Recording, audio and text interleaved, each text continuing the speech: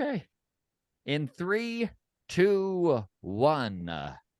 Hello and welcome to Long Toss, everybody. This is episode 219.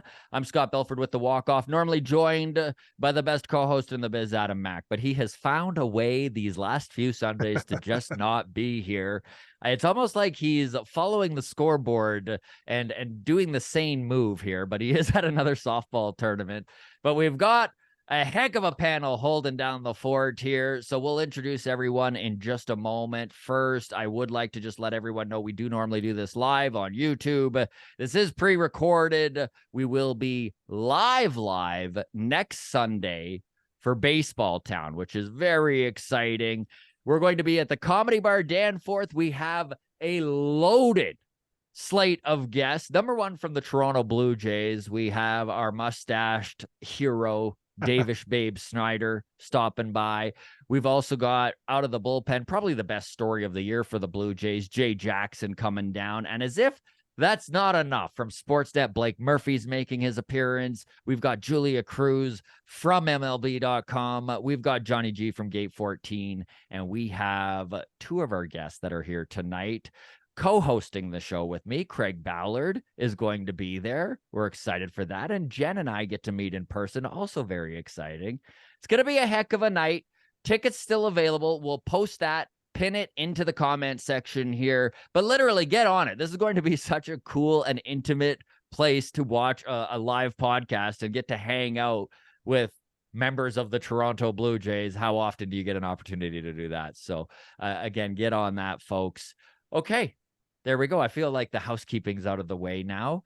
Again, everybody, we are currently filming this as it is a 5-5 game with 2 outs, runners at third and first. There you go. Joel is proving this. He's following along. So probably about 30 minutes in, we're actually going to be able to comment on what actually happened this game. But I think either way, honestly, the outcome of this game is almost irrelevant for the season. I'm not saying that they're out of it. Yeah, but well, Espinal just got out to end that rally, just FYI. So we're still at 2-all.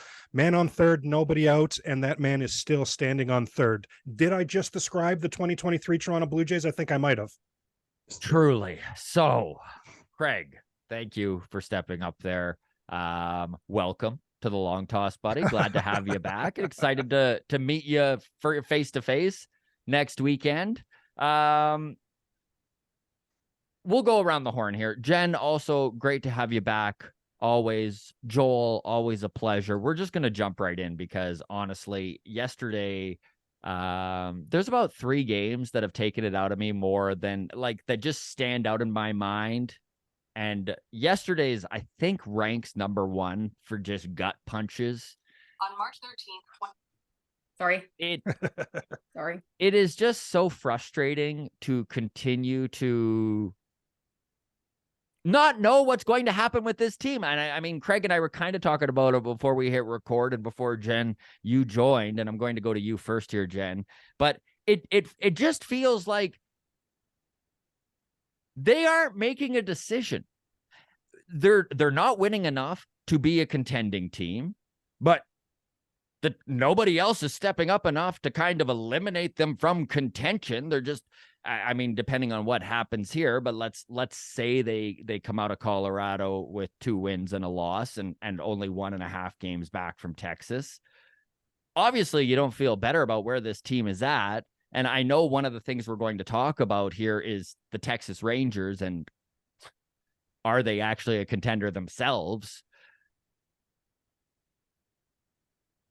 Did yesterday hit hard to you? And I don't even mean yourself, like your emotions tied to the team, because I know that you kind of view this much more from a reporting standpoint, but just in general from the team's aspect. Like yesterday was a game they should not have lost, obviously. Do you think this affected everything? Like just mentally for them? Like they've dug such a hole here. They really have. And it's been all season. I don't know that one game yesterday, changes things in terms of how they look at their own season. But it was, I mean, everything that they've done wrong all season all happened in that one game. right? Walking batters that they should not be giving up walks to, unforced errors leading runs, not being able to capitalize with runners in scoring position. And at the helm of that, the player around whom your offense is supposed to revolve. And we haven't seen that at all this season from Vladdy, really. And, you know, you essentially took all of it. I guess the only thing that's a little bit different the past couple of games is that the pitching is not holding up as well as it has all season long, right? So we're starting to see some cracks in the armor there, which in and of itself is problematic because that's really how they've been winning a lot of their games, is with superior pitching.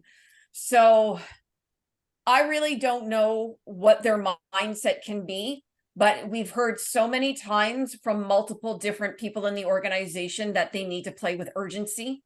And I don't see any urgency from anybody who should be approaching this with that sense of urgency, other than the young guys who've been called up from Buffalo. And, you know, good for them. Absolutely good to see these guys go out there and make the most of this opportunity, because that's what you are supposed to do. But the team shouldn't be relying on guys like Davis Schneider or Spencer Horowitz or whomever to come through in a big moment, right? That's not what the offense should hinge on at all. So, you know, this is supposed to be the quote unquote soft part of the schedule. And the only thing really that's keeping them in it is the fact that, you know, Texas and Houston aren't exactly running away with anything. And I just, you know, whether they make the playoffs or not at this point, the fact that you've put yourself in a position where you have to rely on other teams to lose, it really just says a lot. I mean, it really stood out, the word urgency in your spiel there, Jen, because it's just up and down the lineup. Amongst the coaches, it really does feel like there's just a lack of urgency for where this team has put themselves. And when you look at who is putting in the effort, you look at who is playing like everything is on the line, it's the kids that shouldn't need to be the ones that are relied on. And you kind of touched on that. I mean, Davis Schneider hitting cleanup today. He's hit second in the lineup the last couple of days. He's being put in spots that he's showing up to. He's performing to that level, but probably shouldn't need to. Spencer Horowitz, I felt for yesterday. I mean, bottom of the ninth, game on the line, a game that shouldn't have been on the line.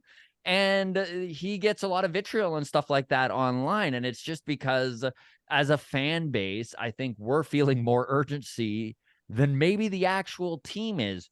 Joel, when you look at these Bisons that have come up, and I'm thinking specifically Spencer Horowitz, who, I mean, this is why he was called up. There was a lot of people who were like, why wasn't it Barger? Why wasn't it Martinez? And it's because Brandon Belt's been dealing with back tightness for like 3 weeks now. He's one of the lone guys on this team who has been putting up numbers, at least OPS and OBP. And Spencer Horowitz really profiles as a guy who can take that spot. Looking ahead to 2024, we don't need to look too far ahead, but Joel, do you feel like Davis Schneider and Spencer Horowitz may actually have an opportunity to play themselves into regular spots on this team? And if so, what does that look like? Is that a bad thing? Is it a bad thing? No, I don't think it's a bad thing to ever have youth challenging your core players. Coming off of the game where you're up 5-0,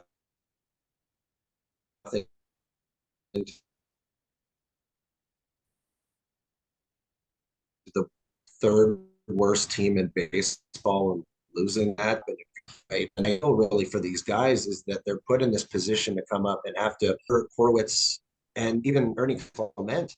Like Ernie Clement is batting for 450 right now. Like these guys have come up and they're, if they're not producing like this, forget being 4-4 in our last 8 against, below 500 teams. We're probably, 2 and 6, right? So if these guys aren't coming up and putting up just what Davis Schneider is off to a record on base beginning to his Blue Jays career, like him and he has Bo the Bichette best Joel, he has the best OPS in Major League Baseball history for somebody in his first 15 games. Like, I know small sample size, be but without insane. That?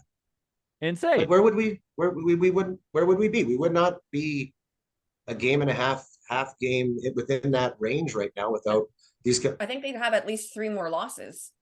Yeah. Right. So yeah, and so talking about them like playing up, you have to. We're gonna have to make some statements about our those veteran players, the Belts, the Kiermaiers. Like some of that has to be Chapman going away, right? Some of that has to be replaced with youth, and these guys are stepping up and trying to say, here it is. It's the other thing I wanted to point out is depth was a real issue on this team for 3 months, for the entire season, really. And to know that these depth pieces were just down there, putting up 9 consistent offense all year, and just looking at them, and you're like, well, when does that get a crack? For months, you're like, oh, it's still there. It's still at 950. It's still at, like, you're seeing numbers that are just excelling. And so Joel, do you think this is a Blue Jays problem, or do you think this is a baseball problem when it comes to prospects that are maybe not as highly touted and hyped as the top round guys? Like a little bit of both, because this is supposed to be an all-go season, and if the talent, wherever the talent is, should be here. The best, the players playing the best, excelling the best, shouldn't be sitting on a guy like Espinal at 630 OPS all season long, when you've got multiple guys down in the minors who are ripping in the 850s to 950 range. And you're like, let's spin that up here for, I think there was a lot of opportunity to take a stab on that youth for a lot of the season. And thank God it's here now, but I think it could have been here 3 months ago. I mean, Davis Schneider's obviously not going to hit 450, but if you look at his numbers in AAA and the big leagues, he has the most home runs of anyone in this organization. This is a team that has lacked home run power all year long, and you're going to ignore a guy because, and my guess is because of his pedigree, because of where he was drafted, because let's face it, I really do believe that if he had the sort of hype as, let's say, Aroldis Martinez, he would have been up long before that. And I know I mentioned this to Craig before we hit record, but speaking of home runs, the Atlanta Braves, their 1 through 5 hitters, it is disgusting the power they are putting up. Acuna is hitting 31 home runs, Albies 28, Riley 32, Matt Olson 43, and Marcell Ozuna 32. That is not just a little bit more than any Blue Jays player has, but the lowest guy on that list, Ozzy Albies with 28 home runs, still has 8 dingers more, almost a full 30% more than Vladdy, our top home run getter. Craig, I know you're getting frustrated with Vladdy at this point. And I'm not going to ask you to analyze why this is, because I think if you knew that, you'd already be talking about the job you're doing with the Toronto Blue Jays and their analytics department. But one thing that I have noticed a lot of right now is there's been an outcry amongst the fan base, whether it's right or wrong, for John Schneider and the management to publicly call out Vladimir Guerrero Jr. Now, I'm not sure how I feel about this, but I am curious how you do. My problem with it is we don't know what's already been said in the clubhouse. Now, maybe they have done the exact same thing with the media as they have within the clubhouse, which is kind of tiptoe around the Vlad problem all year. But I feel like it would almost be malpractice on their part to have just not addressed this at all with him. But if they are addressing it, it's not coming through. I mean, we saw it today. In today's game, we watched Vlad pimp a double and not hustle out of the box. He wound up getting to second base, I guess, on a heads-up play by him to make up for it because of an error. But still, nonetheless, do you feel like there is value in calling out a 24-year-old who should know better? Or is the public shaming maybe doesn't hold the value some fans feel it does? I feel like with the public, I was very surprised to see the sources calling for the public shaming as well. Richard, I mean, some big time. I was very surprised by that.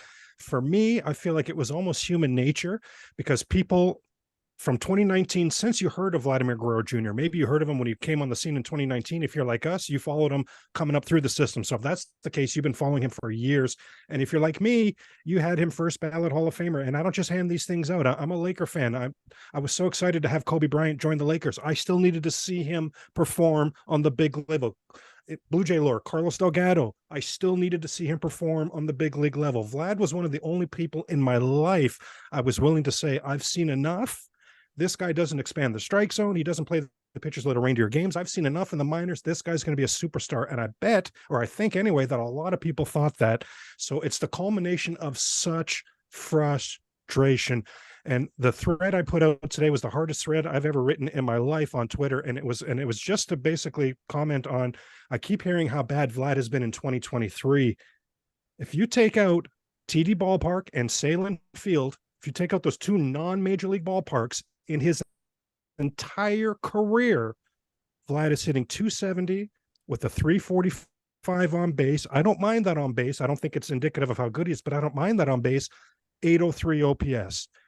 If that's Kevin Kiermaier, if that's Alejandro Kirk, if that's Matt and by the way, he averages 26 home runs, like how many players would we attribute that and say, oh my God, can I sign up for that? Can we have him do, can we sign up? Is there something like, how do we get that? It'd be amazing for a lot of players.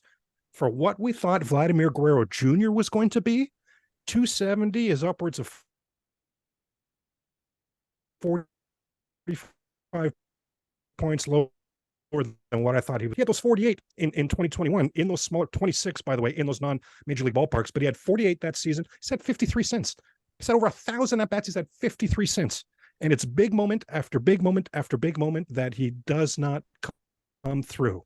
And the 2023 Toronto Blue Jays, this is my first time since 93 where I felt that the fan base had legitimate, in my opinion, World Series aspirations.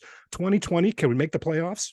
Mm-hmm. Go back to 2015, can we break the drought? Remember, from 93 to 2015, that was the longest playoff drought of any team in North American sports. So 2015, can we break that drought? We did it. That's how Commies guy Alex Anthopoulos became, folklore, because he made that team that broke that string.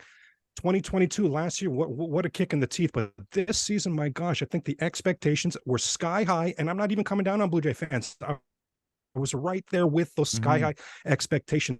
And if this team was going to achieve those sky high expectations, Slim Daddy Vladdy was going to have to be incredible. And he flat out hasn't been. And I want to mention something as well, because Jen, when Jen was talking, you said that the urgency stood out for you, Scott. What stood out for me, what Jen was saying, is the pitching is coming back to, oh my God, Kevin Gausman's ERA in the second half is over 4. Like, there's just so many problems with this team. So do I think Vlad is the be all end all number one problem on this team? No, I do not. But you guys were calculating earlier, if the young players weren't playing, boy, we'd have been three games. If Vladimir Guerrero Jr. was Vladimir Guerrero Jr., our conversation would be, man, we can't close these 2 games on Baltimore. We'd be in the position we think we should be in. As is, we're on the outside looking in of a playoff spot. And you said Acuna. Look at what Julio Rodriguez is doing in Seattle. Look what the other teams' superstars are doing. They've got those teams on their back. And Vladimir Guerrero Jr. flat out has underperformed. Jen, do you think it's a lack of willingness to adjust at the plate that is holding Guerrero back? Because one thing that has stood out is how well our young guys, and I'm thinking specifically of Davis Schneider, but even Spencer Horowitz, who is now 2 for 3 on the day after being thrust into a lineup that Brandon Belt was originally scheduled into. Scott, Ernie Clement has a higher WAR than Vlad. Ernie Clement has a higher WAR than Vlad. That's a mic drop right there. That's a mic drop.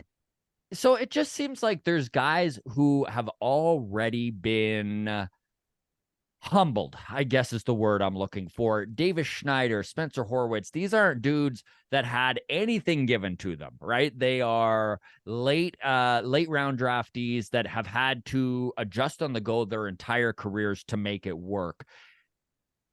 And Vlad's ability to adjust didn't even really come into focus for me until Schneider was promoted. And then you saw him adjusting on the go and you're like, why can't our generational talent do the same?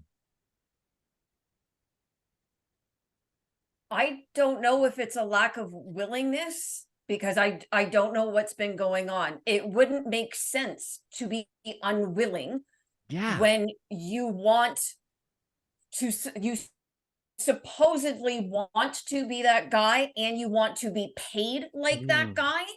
So it doesn't make sense to be unwilling to adjust, right? I don't know what's going on there. If he were struggling at the plate, but we were watching him hustle his ass out of the box on every play, okay, but we're not even seeing that, right? And I think that there is therefore that's part of why he's such a focus. Should he be called out publicly? You know, I was surprised as well to see Richard Griffin put out the tweets that he put out last night. I retweeted it. You know, one thing I think to keep in mind is that Richard covered that team for years and then also handled the PR. He would have handled the PR side for Vlad and the rest of the team. And so for him to be making a statement like that suggests to me he's got way more insight than us. Let's just put it that way, right? And for him to put that out there publicly suggests to me that maybe that's what Vlad would respond to, or maybe whatever has happened behind the scenes I don't really know, right? But I feel like there's more insight to Richard's tweets than just what we would know about. You know, I'm looking at the numbers. Okay, so you brought up Julio Rodriguez and what he's done. So Rodriguez is on a 15-game hit streak right now. Okay, Vlad, we know, just came off a 12-game hit streak. Okay, so I'm in comparison. So I've taken just the last 12 games for Rodriguez. Okay, so I'm comparing 12 games to 12 games. Last 2 weeks. All What right? about the last 2 weeks? Yes. Yeah. So Vlad's 12-game hit streak, he has slashed 283, 309, 453. Oh my gosh. So that's an OPS of 762. Okay, that's average, That's right? not even impressive. That's an average dude. 15 hits in those 12 games, 7 runs, 8 RBI. 10 of those 15 hits have been singles. Okay. Julio Rodriguez slashing again over 12 games, 554, 583, 946 with an OPS of 1.53, 31 hits, 13 runs, 17 RBI. Now, Jen, is it possible that the exchange rate comes into play here, or no? That was every bit as bad as I thought it was. What you just okay, that was every bit as bad. Okay, every bit as bad as you thought it was, and so you're seeing. And Rodriguez is 2 years younger, so everybody who wants to toss Vlad's age in there, you know, he's still young. Great and point. blah blah blah. That doesn't hold any water for me whatsoever. So you compare these two guys, two teams fighting for a playoff spot. One has leapfrogged over other teams while the other one has fallen out. And those are the numbers. So that 12-game hit streak that people want to point to with Vlad, oh, he's coming around. That's the quietest 12-game hit streak I've ever seen. What did you say the on-base percentage was? It was barely over 300. Yeah, 309. Over that same span, Teo is also on fire. Oh, geez. 24 RBIs in 17 games. He has 24 RBIs in 17 games. Yep. Okay, so he has half of Varsho's RBIs in the last 17 games. And not to just keep Okay, piling like- on here, but statistically speaking, this is not an opinion. Statistically speaking, Vladimir Guerrero Jr. is the worst first baseman in baseball. I mean, Defensively. sit The down defense, and marinate that for a minute here. This is our Gold Glove winner. This is our generational superstar. We're all disgruntled with him at the plate with good reason. He's more with Don Mattingly in the house, for crying out loud. He's become the worst defensive first baseman in baseball. And what I don't understand is if you don't want to let's just say, I don't know if publicly shaming him or calling him out would be the right way to go, because I don't know what would spark him or what his mentality is, right? Like, I'm not a psychiatrist. I don't know what would be the right way to go there. Why has he not been dropped down in the lineup? They've done it to Bo. They've done it to Springer, right? I mean, with good results, Jen. With good results, by the way, Jen. Right. It got them going. The Dodgers have sat Mookie Betts.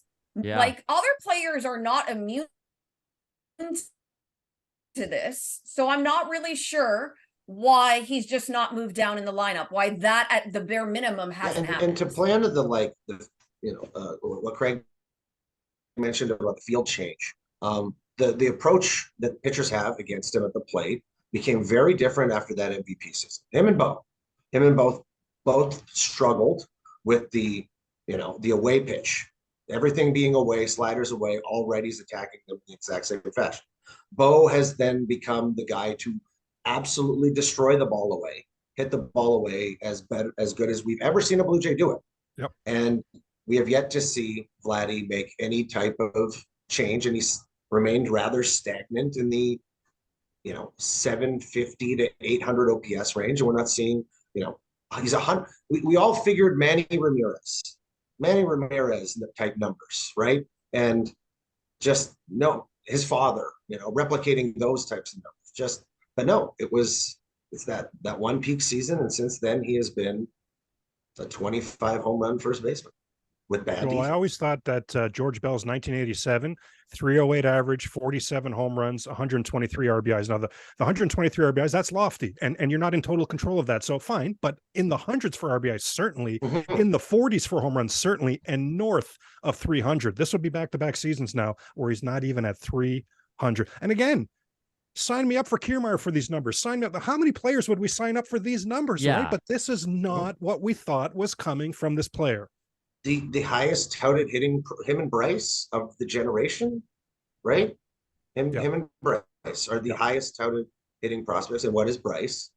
Bryce most likely a first ballot Hall of Famer by the time. So yeah.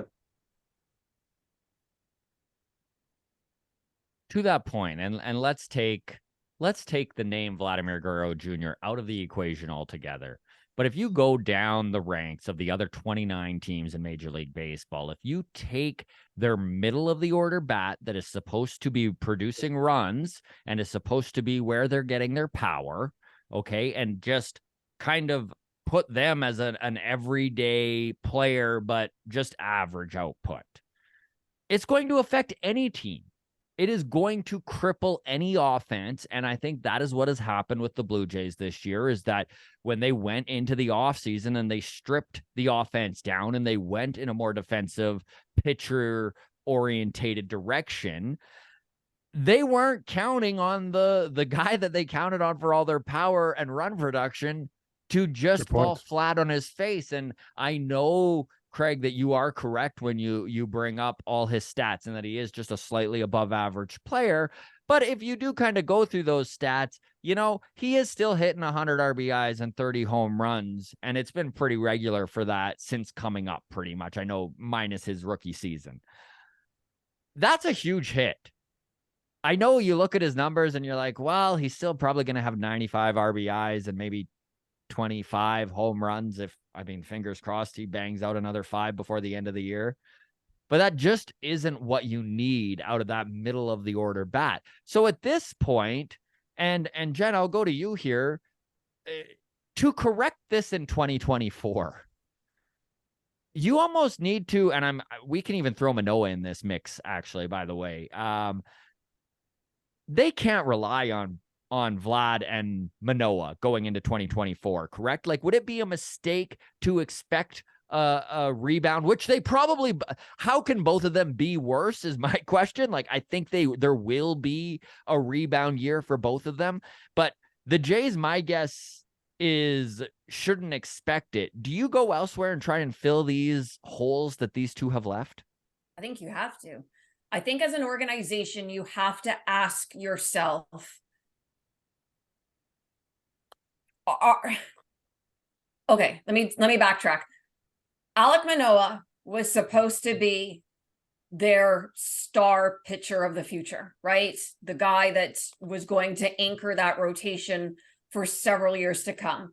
And Vladdy was the guy who was going to anchor that lineup, that offense, for several years to come. And neither one, Manoah is a spectacular failure this season, right? There's no other way of putting it. We can't put it nicely. Vladdy has been slightly above average, I suppose. If you want to go by WRC plus, for instance, if you go by WAR, he's basically a replacement level player, right? So depending on what metric you're using, he's average to slightly above average. So I guess the question is, how much do you believe in either one of them? And I would suggest that you really can't at this point. I am not convinced we will see Alek Manoah pitch for the Toronto Blue Jays Major League club again. Wow. To be honest. I don't believe a word that the team has said about his situation. It's fine that we don't know what's going on. That is perfectly fine because it's none of our business. But I think whatever is going on is so much more than we know. I would not be surprised if he did not pitch for the big league club again. Okay. So in this scenario, Jen, would you suggest that this is probably through trade that this is kind of addressed? Do you think Alek Manoah could be on the block? I mean, you would be trading him at his absolute lowest possible value. You know, maybe you're seeing what he looks like coming into spring training, depending on whether or not you pick up another starting pitcher in the offseason. Manoah maybe is starting the season in Buffalo, building some value, and then you're going from there with whatever decision it is you're going to make. I don't think you can count on him being in the rotation next year. Certainly not to start the season. Like, I don't think you can bank on that. I do think, okay, you've got your rotation. See if maybe Ryu will re-sign for 2 seasons, or see if you can get somebody else. I think you're at best thinking right now Manoah is next man up out of Buffalo, right? With Vlad, are you running it back? Do you want to run it back? And do you want to see if he can next season get it together? Maybe he comes into spring training with a new approach. Maybe he comes in, you know, having, you know, in better shape, whatever, clear the mind of 2023 during the off season and see what happens and run it back for another year and see if you can get back to that supposed generational talent that we've been talking about for years. And if it doesn't go that way, maybe you're looking at moving on from him, right? Because you're not offering him a massive contract. Mm-hmm. If the best you got out of him was in Florida and Buffalo. Joel, do you think that there are other teams out there who look at Vladimir Guerrero Jr., see the talent, see the exit velo, and would still pay a premium for a guy of his ilk with 2 years of control and maybe some hubris amongst their organization, thinking that they see the problem and can fix him? I guess my question, Joel, Vladdy, does he have value still? Oh yeah, I absolutely. The league is run by people who are addicted to looking at savant pages, and his pages are still red as can be. So, you know, I have no fear that there's not value. There's plenty of value to be had. I think anybody who looks at him sees a change of scenery in a David Ortiz like situation where, you know, to me that he's going to be swinging that bat hard. 38, 39 years old. That guy's he's gonna come around. And the situation is we're so reliant on him being the guy that we hoped that he would be, that, we're now realizing that putting all that weight on his shoulders is not working. And now to be in a position where we have to part ways with him, and the potential of seeing him somewhere else going right back up to 45 home runs and being that George Bell-like player that Craig described will be a haunting nightmare for this organization to have over their head for the next 15 years. So it's a hell of a situation to be in, because, you know, what he can be, how are you going to replace that, right? But at the same time, next year has to be a situation where, you know, you want to send him a message. A guy like Spencer Horowitz is hitting the ball, and he should be at first base taking that spot and letting Vladdy sit there for a couple of games in a row when he's clearly not, multiple double plays in games going, 0 for 4 with 2 double plays. You sit him and you make a statement. He's, like you said, everybody else, even Mookie Betts, an MVP who's 30 years old and is the $300 million face of the Dodgers, who plan on being in the World Series every single year. It's not beyond them to sit a guy like that. So, I think that is one of the fan base's biggest problems with Vladdy at this moment, is it does seem like he lacks hustle. And I don't know if that is even fair to say. We don't know what's going on behind the scenes. But I mean, and Jen, I'll throw to you here, and Craig, I've got a question for you in a second too. But Jen, I'm wondering, when you see a play like today where he admires a ball in an incredibly important game and down by a run and watches it go off the top of the wall again. Like, this isn't the first time Vladdy has had to learn this lesson. At what point do you get frustrated as an organization and just kind of throw your arms in the air and maybe he can't be taught? So apparently Schneider did talk to him in the dugout after that. Ben Nicholson Smith has been all over it. And when you've got the Sportsnet guys calling it out, that the frustration, has reached that boiling point. And like I said earlier, if he's having a tough year at the plate, but he's running out everything, he's not taking anything for granted, then at least you could say there's that heart, right? There's that winning mindset. To just sit there or stand there and admire a ball that ends up not being a home run screams selfishness to me. Mm-hmm. It does not scream a team first approach. George Springer has had a difficult season. He really has gone through it as well. And we saw George, doing everything from smashing his bat down to shaking his head in frustration to laughing in do you know what I mean? We saw from him the absolute, he wore that frustration. And I would have thought 2 years ago, when we saw sad Vlad sitting in that dugout when the Jays had been eliminated, I've thought about that often. Yes. On the last game, I thought we would then from there on see revenge of the Vlad. Vlad would come out hungry, angry, fired up. And not more detached. We're not not more detached. We haven't seen that. And I know maybe it is unfair to pile on him. Maybe it is. But when he is supposed to be that franchise guy, and he wants to be paid like it, and he's been sort of raised up in that, to see what we're seeing is beyond disappointing. It's beyond frustrating.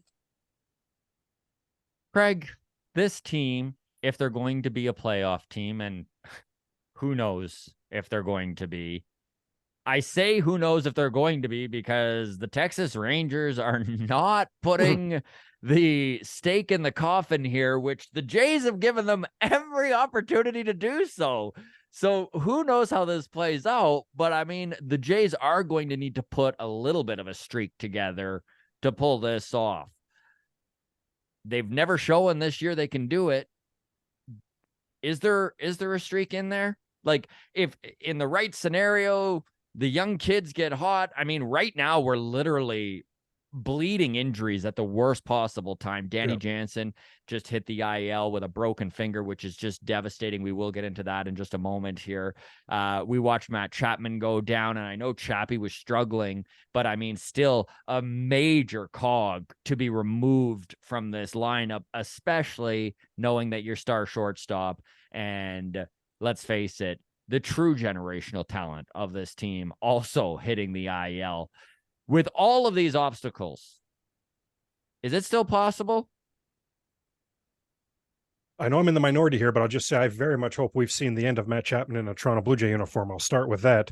Buck Martinez at the beginning of this 15-game stretch under 500 teams, I couldn't believe. Jen says, holy cow, Sportsnet bet. I couldn't believe Buck said at the beginning of this 15-game stretch, with the Blue Jays are now 4-4 in.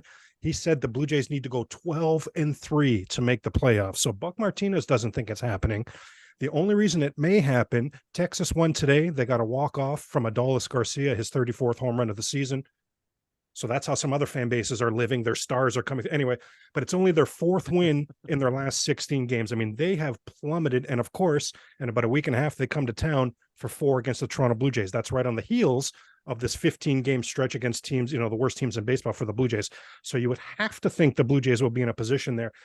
And the whole reason that I cannot write off the 2023 season, as upset as I am, that 1987, that last week of the season, the Jays needed to win 1 game to make the playoffs, and they were going to win the whole thing that season. They lost all 7 games. That was so difficult. But from start to finish of a season, I've never experienced something like, I've never seen a good team be as bad as this team is. But the reason I can't write this off is because how insane is it, this needle that they're trying to thread? Because if they do get the 3rd and final playoff spot, they're going to go and beat Minnesota. They're going to win a playoff round if they get this 3rd and final playoff spot. I do not have faith in Minnesota at all. So ironically, in the Shapiro-Atkins era, they had a couple wins, or they had 1 win, I guess it was. No, sorry. They beat Texas. They had the 4 wins in 2016, swept in 2020, swept in 2022. I think they do the sweeping if it's against Minnesota. Now, what does that next round bring? Is there anything that could happen? Even if Vlad becomes Vlad, do the Blue Jays have enough to beat the Houston Astros? Boy, I'll have to see it to believe it. You know how I feel about the Tampa Bay Rays. The Tampa Bay Rays are very literally the reason for the bald head. So I'll believe the Blue Jays can beat the Rays when I see it. And my God, what has Baltimore done to the Toronto Blue Jays this season? Do we have any faith that the Blue Jays can beat Baltimore? My gosh. So point being, could there be a run in there? It's all going to be about getting momentum in that Minnesota playoff series. Now, of course, that's part 2, right? Part 1 is let's get there. Thank you, Texas, for your free fall. My goodness, thank you for that. But the consistency, the inconsistency has just been so incredible. Who is it? Josh Goldberg, is that his name? Yes. Yeah. He just keeps retweeting his own tweet that he did in week 1 of the season. Every single Blue Jay is different. Every single Blue Jay game is different, but it's the exact same. And he's so right about that. He's so right about that.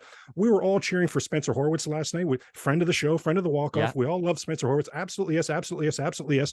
But truth be told, and even the Blue Jay fans watch, even the glass half full enthusiast Blue Jay fans watching this right now, full well in the back of your mind, you knew this was another fake comeback that the team was doing. You knew full well, you've seen it play over time and time again.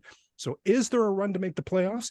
It wouldn't surprise me because of how poor Texas has been, and the Jays have that chance to play against Texas. And I think they're going to do well against Minnesota if they make that playoffs. Anything after that, you cannot convince me they can beat Houston, Tampa, or Baltimore. And even if they do, my gosh, Joel's going to laugh me right out of the room if I say they've got a chance against Atlanta or the Dodgers. No way. No way. I think that goes without say that this team just isn't built to go deep in the playoffs, although the chances of them getting in still are there, still exist. And again, much to the chagrin of Rangers fans, who I'm sure are losing their mind as much, if not more, than Blue Jays fans at this point. But let's circle back to Danny Jansen. I do want to talk some John Schneider here before we get to topics and stuff like that. So Danny Jansen, just the most unfortunate injury. Man. Another broken finger. I mean, it is just... Yeah, it's almost at the point where you got to ask, did he offend the baseball gods? Has he done something? And I did wish to dig into this a little bit because there is a narrative being formed right now about Danny Jansen by even some very intelligent baseball minds that I really want to push back on a little here. And that narrative is that Danny Jansen is a Band-Aid. He's injury prone. And despite his offensive showing over the last 162 games, which, by the way, is 34 home runs and 111 RBIs. Is that good? Right. But the narrative is that, sure, that's great. That's skewing the numbers because that's cherry picking it over the last couple of years because he can't stay on the field. But I do wish to push back in that these injuries Danny Jansen are dealing with, this isn't, an old knee injury that keeps recurring time and time again, right? literally every game that Danny Jansen has missed in 2023 is due to being hit by a pitch or blocking at the catching position. And we're talking about broken fingers. We're talking about like fracture in the hand, like stuff that's like, yes, I guess you can spin that he's injury prone, but Joel, this is bad luck, right? And I'm not talking bad luck like Vladdy's exit velo and his hits. I mean, like, this is when it comes to injuries and being plunked, like, that's just legitimate bad luck, right? We shouldn't look too much into this. Yeah, like I think you see it a lot with his approach. You saw it last year with Springer. Springer's both guys are very aggressive right-handed hitters. They throw their hands. They got everything going mechanically forward. And when that pitch comes in, you know, they have to stop all of their mechanics and pull themselves away. And it's you saw Danny take about 5 or 6 balls to the hand before that specific one broke his hand. And every instant before it, you were gritting your teeth and hoping that he had made it out of that specific situation with his hands intact. So yeah, and it being a catcher makes it that much harder on him. So it's, I don't know, it's tough because the second you take away his approach at the plate, the second that you say don't get those hands through like that, then the numbers aren't going to be the same. So, you know, you have to give and take because his approach has led to him being, you know, Marcus Semien 2.0 when he's on the field. But when he's, you know, that style also potentially is adding to these injuries. So it's really tough when he's the one guy, the clutchest player on the team as well. The guy who if you wanted one guy at the plate with runners on base all year, it's been Danny Jansen. So yeah, or Bo, I guess. So I'm surprised you even said that, Scott. I had not seen that. I'm glad I hadn't seen that. This guy was hit by 7 pitches in August, and I'm supposed to be coming down on the hittee. I'm supposed to be coming down on the guy getting plunked 7 times. I don't, man. I don't agree with anything that you said. I know you're not saying it. You're saying you're hearing it. I don't know where people are getting that from. I will ask this then, and Jen, this one I'll throw to you here. Baseball, if you just look at baseball in general over the last 10 years, it's become pretty apparent that strategy amongst organizations is to split catching duty. It's just a lot to rely on one guy to catch. We're not going to see catchers catch 130, 140 games anymore. It's just not going to happen. And with that in mind, and just kind of seeing that Danny Jansen has been beat up in the past and has hit the IL more than maybe it was warranted. That said, should the organization be planning a little bit around that? And would you see the addition of a catcher? Okay, let me reword this. Is Kirk the guy? Is Kirk the backup for Danny Jansen going into the future? Or is this a spot where maybe the organization has to reevaluate where they're at their catching position? I'd like them to reevaluate where they're at, I think. Jen wants a time machine to go back and not trade Moreno and trade Kirk. Yes, Jen was talking about that from day one. We're aware of where Jen stands on that. Yes. Yeah. And that's not to knock Kirk. It's just, you know, people fall in love with a guy when they, especially if they're a little bit different in either their stature or the way that they hit, or something is a little bit different about them, and they kind of, you know, they go out there and they perform it, and people sort of fall in love with that. We're seeing it with 5'9" Davis Schneider right now. Right. Like, you know, I mean, half the allure is the mustache, right? So, you know, but I personally never saw Kirk as being that, you know, 1A, 1B with Jansen, or even with Moreno. I personally never saw it. I just thought he had an excellent season last year, and they should capitalize on trading him at his highest value. I really can't stop saying it, you know? So yeah, I personally don't think rolling with Jansen and Kirk, especially if, you know, Jansen his style does lead him to be more prone to getting hit. And you know, how often is he going to have to go on the IL season over season? I would like to see them go in a bit of a different direction. To be honest, that isn't even, as far as things that need to be done, that hasn't been at the forefront of my mind. Yeah. Craig, when we look at what needs to be done going into 2024, what is at the forefront? What needs to happen, in your opinion? I'm actually, and you asked this to Joel earlier, I'm actually excited about the injection. I can't think of a youth injection we've had coming like this in a while. Spencer's here, David Schneider's here. Clement, we'll see if he stays, Horowitz, but my gosh, I am gaga. I am way high on Aurelvis Martinez, have been for on the Walk-Off podcast for many years. I've been extremely high on Aurelvis Martinez. Adam Mack, it's one of the things I remember he was the first. Adam Mack was the first one on a Walk-Off podcast. He was the first one I ever heard. It was a little while back. And almost as an aside, he said, you know what? I wonder if we should talk about extending Matt Chapman. And, you know, I've been against that from day one. I'm not a Matt Chapman fan, especially because I feel like Aurelvis Martinez and Addison Barger need a position next season. Davis Schneider, a AAA this season. Davis Schneider, the Jays had him playing second base and left field. That's what they've got Whit Merrifield doing. Whit Merrifield's about to walk in the door. Davis Schneider, that's a beautiful, beautiful replacement next season. I'm actually, you say what has to happen next season? A youth injection for one of the first times. Think about how this team has been built lately. Vlad and Bo and Biggio coming up. Has that worked out? In particular with Biggio, hard to say, right? Jury's maybe still out, but then the big contract to Ryu, then the big contract to Springer, then the big contract to Bassett, and I think there's one I'm missing in there as well. A big, but anyway, that's how they filled out this roster, is by cutting checks. I'm very much looking forward to seeing that the injection of youth next season. And oh, you know what? I've got a Vlad trade idea. Never mind, that's not for this. Never mind. I was about to say it now. We'll get to that after. But that's my biggest thing for next season, is an injection of youth.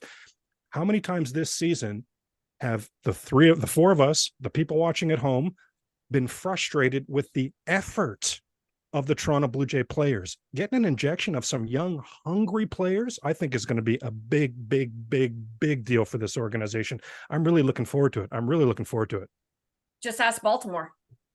Yeah. Just ask Baltimore. And yes, there are plenty of stud number one prospects on that Baltimore team. But you know what there is also a lot of? There's the Cedric Mullins out there, which I would equate very much so to a guy like Davis Schneider, or just not highly touted, and just came up and just took the spot, right? Just performed to a level that the Orioles had no other option but to be like, I guess Cedric Mullins is our long-term center fielder. So to have that sort of youth injection, and I think you kind of touched on that, Craig, it's been so long since we've seen guys that, because Bo and Vlad, I kind of put in a different category because of how hyped they were, because of the bloodlines aspect, because we know who their dads were, because we knew about them 2.5, 3 years before they made their major league debuts. So I just feel like that's a different animal altogether. But to just have a blue collar, blue chip prospect come up and succeed, I mean, I might be forgetting somebody, but my God, outside of the pitching staff, has it been as, like, do we need to go back to Kevin Pillar? Like, well, I was going to say, the last time we had a real injection, because I agree, I was saying Vlad and Bo, but you're so right, Scott. They're like a different animal altogether. You may have to go all the way back to Bell, Mosby, and Barfield forming that outfield in the early 80s, and that laid that foundation for that team that Gillick was able to build onto. Right now, they're building onto it by cutting checks.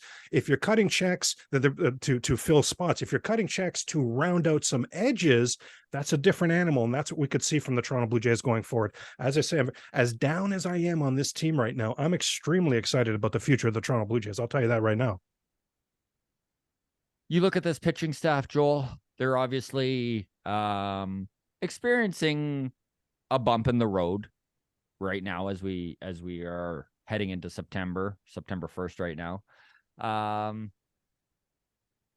Actually, that's probably wrong. What are we? September 2nd? I've completely lost track of day. Anyways, the 3rd. The 2023 Toronto Blue Jays have done a number on Scott Belford. So, Joel, when you look at this pitching staff, a lot of them are locked up for next season, including Barrios and Kikuchi, Gosman, and Manoah obviously in the mix. Ryu is a free agent. They probably need to have some sort of backup for Manoah. I mean, Chris Bassett's in that list as well. So there's technically one open spot if you're not going to rely on Manoah. What do you see this team doing for that last spot? Do you see them going out and maybe picking up a back end of the rotation starter in free agency?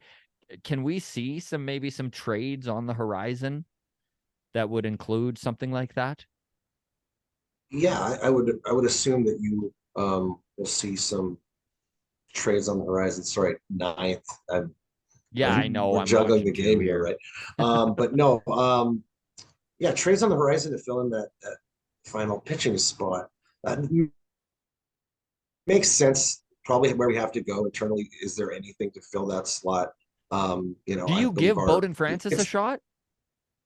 He has been rather impressive in has. how we've used him this year. That's a big, increase, in reliance to put him in a starting rotation spot. Maybe and give him innings. the opportunity Forget to about break the pressure. A big increase in innings too. Yeah, like maybe give him an opportunity to break, the season with the team and start on let's start there as opposed to maybe like relying on the fifth rotation spot with him. There's going to be some serious restructuring going on, and maybe the youth that Craig was wants to rely on, and I want to rely on because that's where the future of this team has to be. Maybe you really rely on them and you move some of that veteran presence, some of the veteran presence that you think that will bring something back like that. And yeah, you really, you trust in three of these guys, maybe positionally next year, and you see where that takes you. If you can do that, then potentially you're able to free up some chips to move and secure up that final rotation spot. I think that'd be a fine way to do it. Is John Schneider a big league manager? He might be a big league manager, but it's an interesting situation of just kind of following up one manager with kind of maybe the same mistake, making the same mistake twice. Just hiring the same manager 2 times, basically. Yeah, not saying that they manage in the exact same style, but their skills and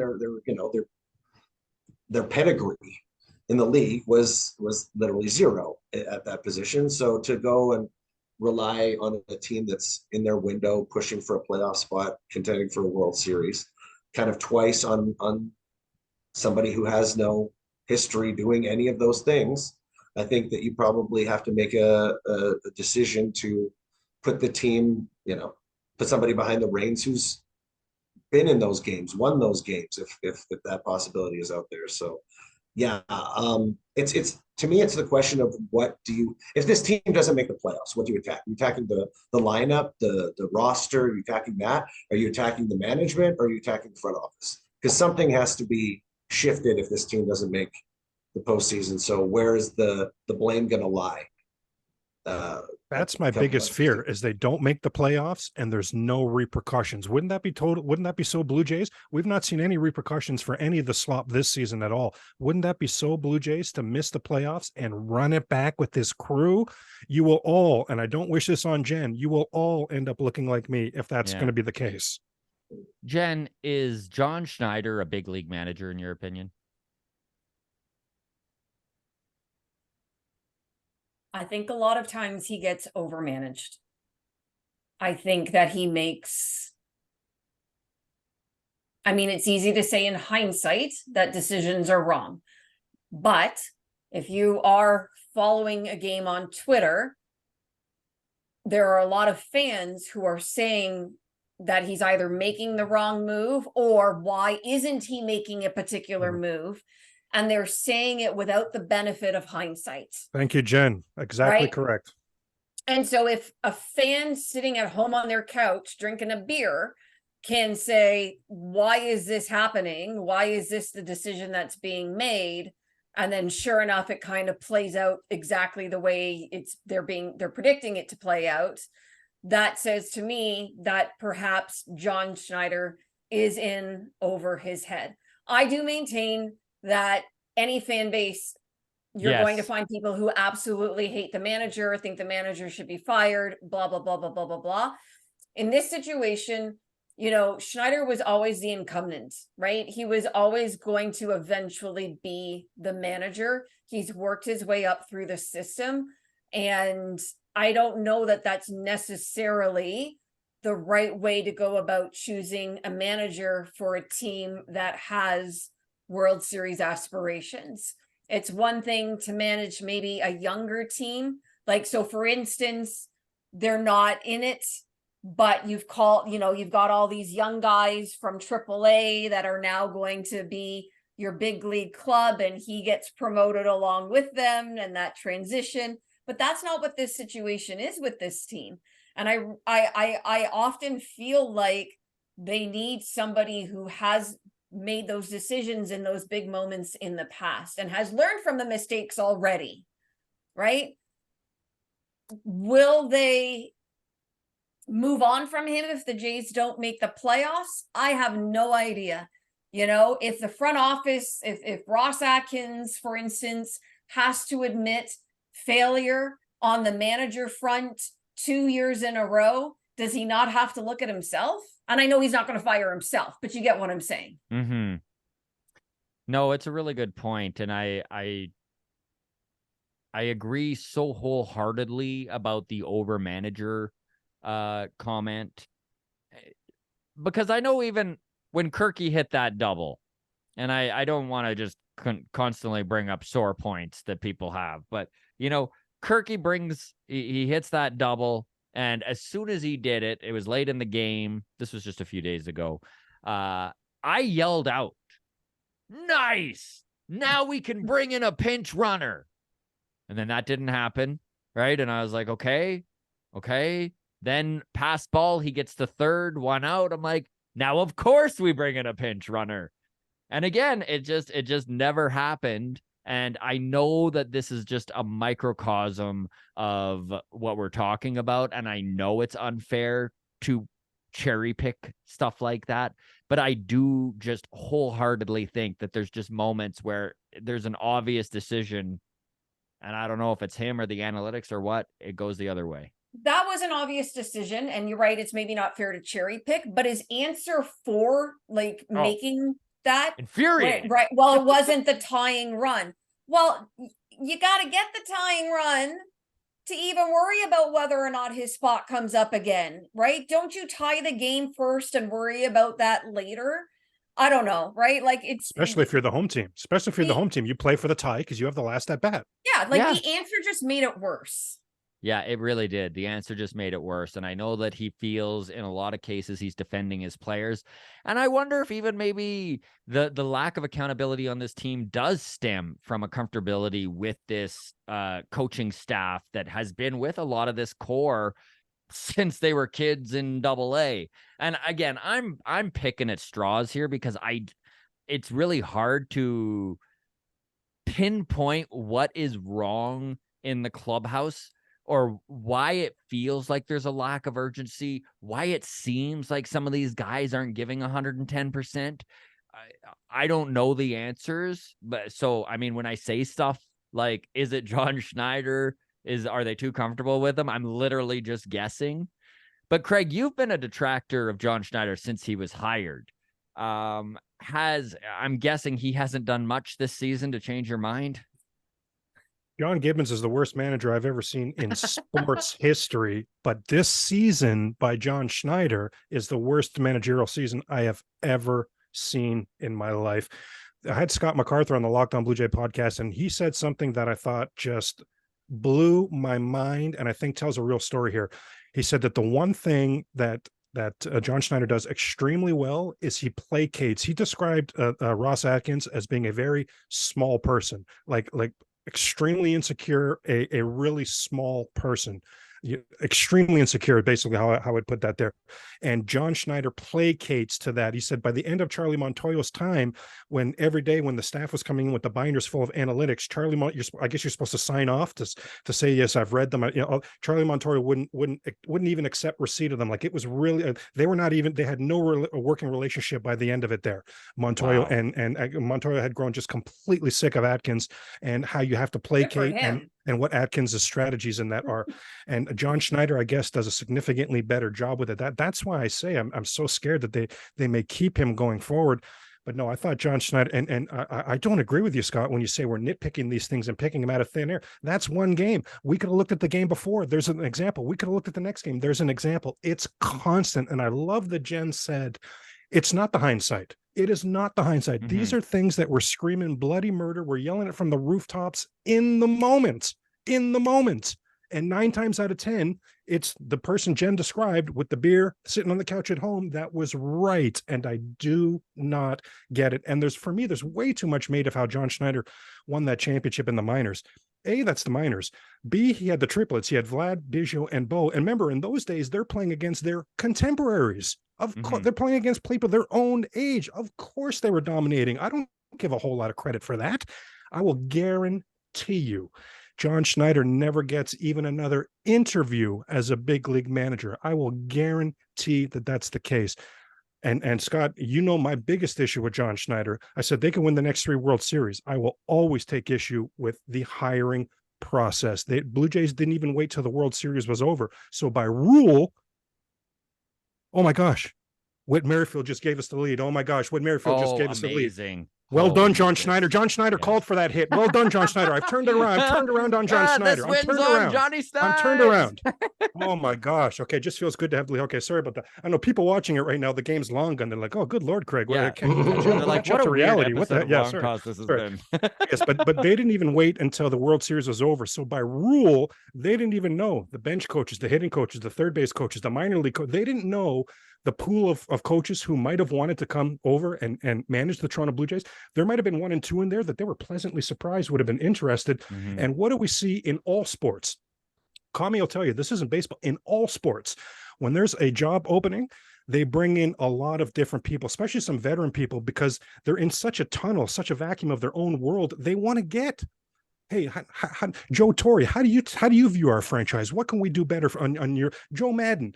How do you view us? What do you think we could be doing better? You had success in Tampa. Learning these ideas, learning how they're perceived and getting ideas. The Toronto Blue Jays did none of that. Now, of course, Mark Shapiro would be sitting here saying, and Ross Atkins, well, Craig, true, but we saw enough from John Schneider last season to know this was our guy. Well, Ross Atkins and Mark Shapiro, then I've got a part 2 of my question.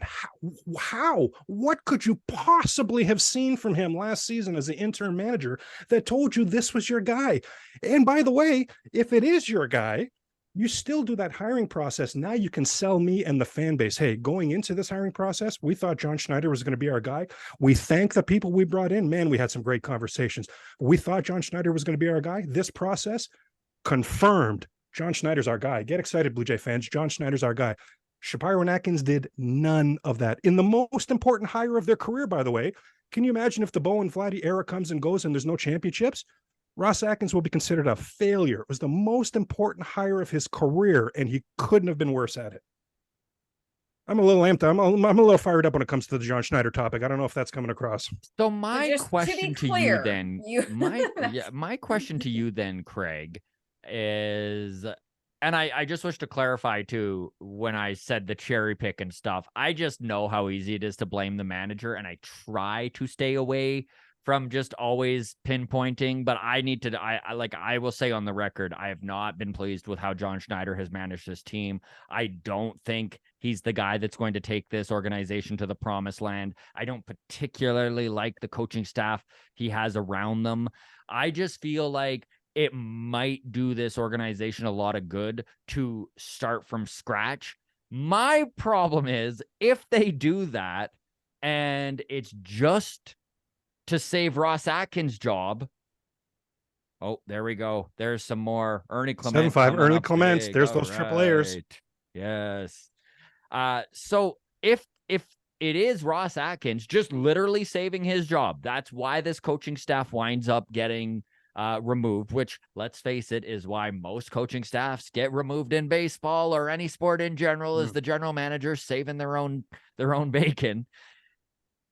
Can we genuinely expect Ross Atkins to learn from some of these mistakes, expand his experience, and do a better job hiring a manager?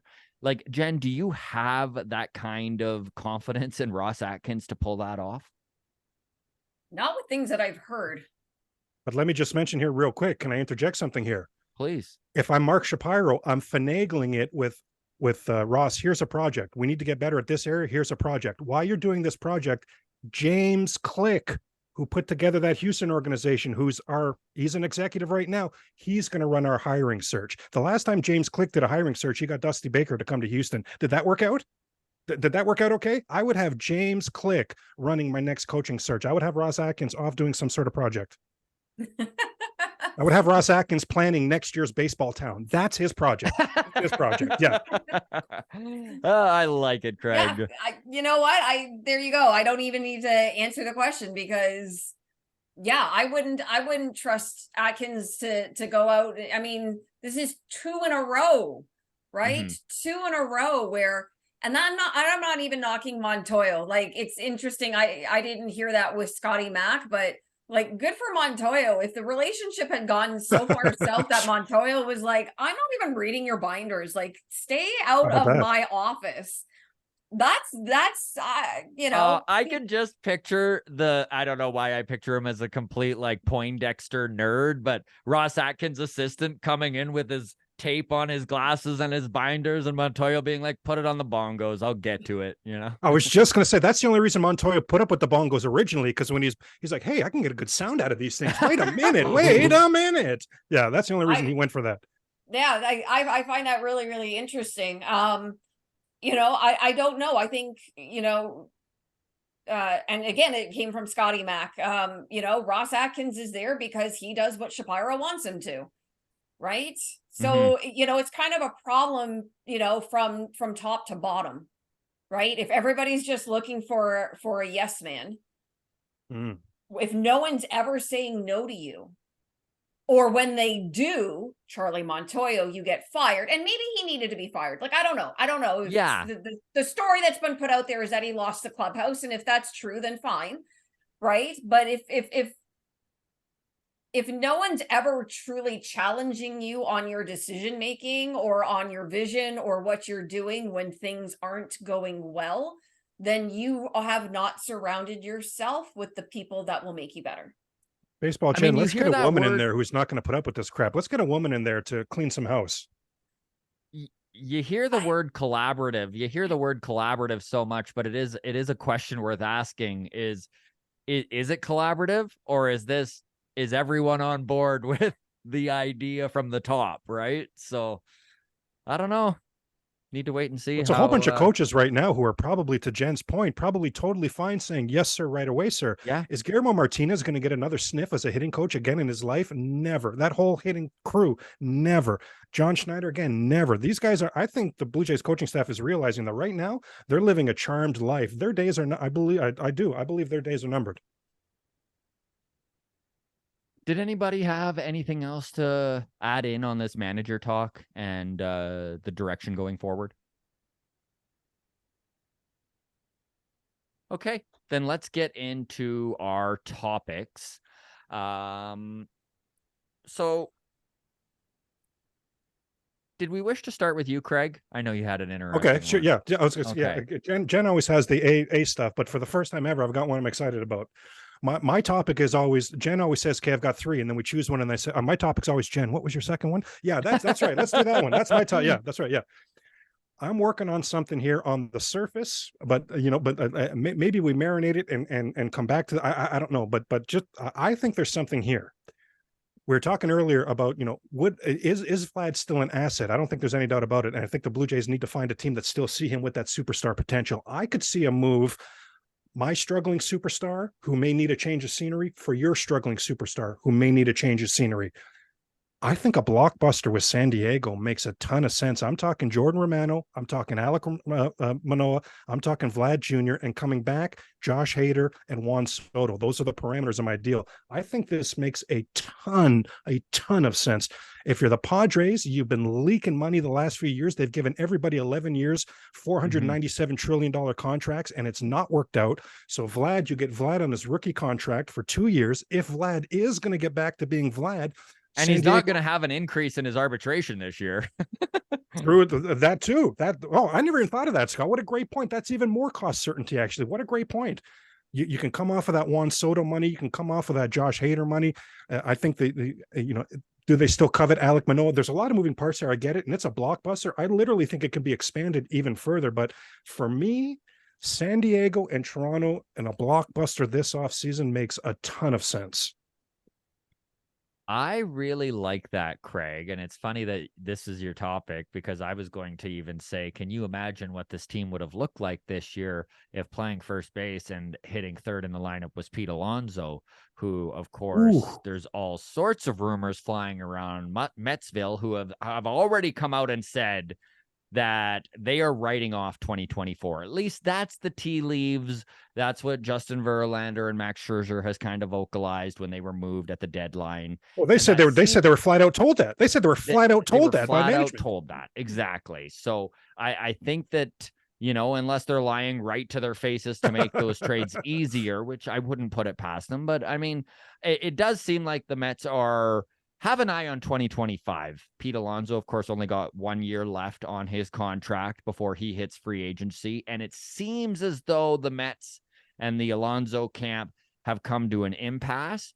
So in a similar vein, maybe something could be done with the New York Mets, where Vladdy goes that way, and then he also fits into that 2025 timeline. And then the Blue Jays get Pete Alonso for 1 year and some assurity of just the output and production, because I think Pete Alonso, and if anyone here disagrees with that, please speak up. But I think Pete Alonso goes without say, you can pretty much put 30 dingers and 100 RBIs on the board, bare minimum. So the All-Star break. Yeah, like just for next year.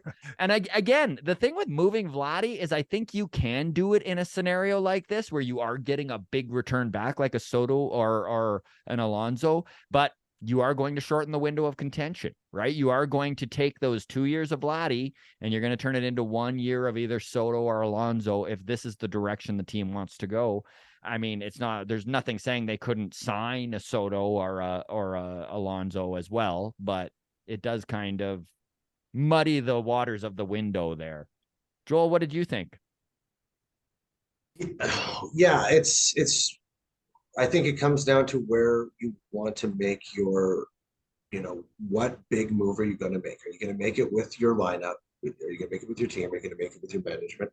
Or is it the front office, right? And yeah, like the front office sticks around and they're able to make moves, they're going to have to shuffle things up. So I could see a blockbuster.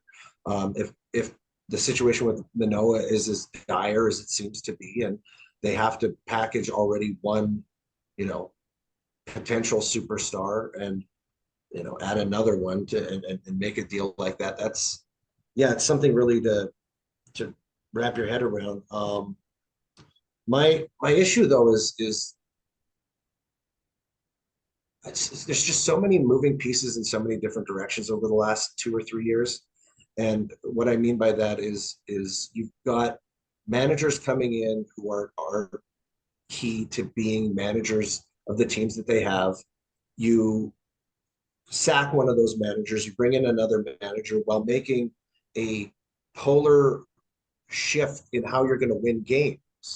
So not only are you, and then acquiring players of a completely different ilk that you had to try to win games in a completely different method than you had built yourself to win in one way. So to me, to make the drastic big move of dealing Vladdy kind of comes with, is it Vladdy's fault, or are we just seeing kind of, general lack of production across this lineup? Is it one player, or is it kind of just the consensus output of this team this year? And is that, do we get rid of the guy who can be You can still turn around. He's 24, right? We're talking about David Schneider being what he is, but he's 24 as well, right? So it's like it's 5 seasons compared to season 1. So, one guy has over 100 home runs, so there's a drastic difference there. And to say goodbye, you're not going to get too many generational talents that happen to be born in Canada as well. So it's really hard. It's just that it's a tough proposition to deal with. It really is. And well, my question is, it doesn't necessarily mean it's going to turn out. I'm not advocating for moving Vlad, but Jen, when you look at that, let me just say here, because I just want to make sure we're clear. Or I just want to make sure we're clear. We're not talking about giving him away, right? That's why I'm so glad you said Pete Alonso, Scott. Like, we're talking about something that we on the other end are going to be very pleased with. So let's just be clear there, right? Because I know some people in the Blue Jay fan base are frustrated all the way to whatever it takes to get Vlad out the door. Let's do it. I'm definitely not there. They can't give this guy away. Sorry. But if I came off of saying give it away, I just meant no. I just want to make sure. Well, there's people watching this, Joel, that as soon as I said trade Vlad, they were just like, oh yes, and they didn't even hear the next part. They couldn't have cared less who it was for. That he's becoming a 4-letter word in this fan base right now. Oh yes, no, absolutely, and it's just the that emotional connection of we've had him since 15, right? It's technically been 9 years of a journey to a guy who's only 24 years old, right? Jay's won. It's a final. Let's just celebrate real quick, everybody. It's a final. All right. Yeah. So 1.5 back of the Texas Rangers, the horrible Texas Rangers. Bless the baseball gods that the Rangers are where they are. Oh my gosh. We get to keep watching baseball that matters. Jen, where are you at on the idea of moving Vlad? And again, with the caveat of obviously it would need to be with something in return. This is an option. Do you feel this is an option the front office should at least be exploring? Yes. The window keeps getting smaller, right? And so the window that they set out having with Vlad and Bo being their cornerstones, that window is closing. And yes, they've shuffled the deck.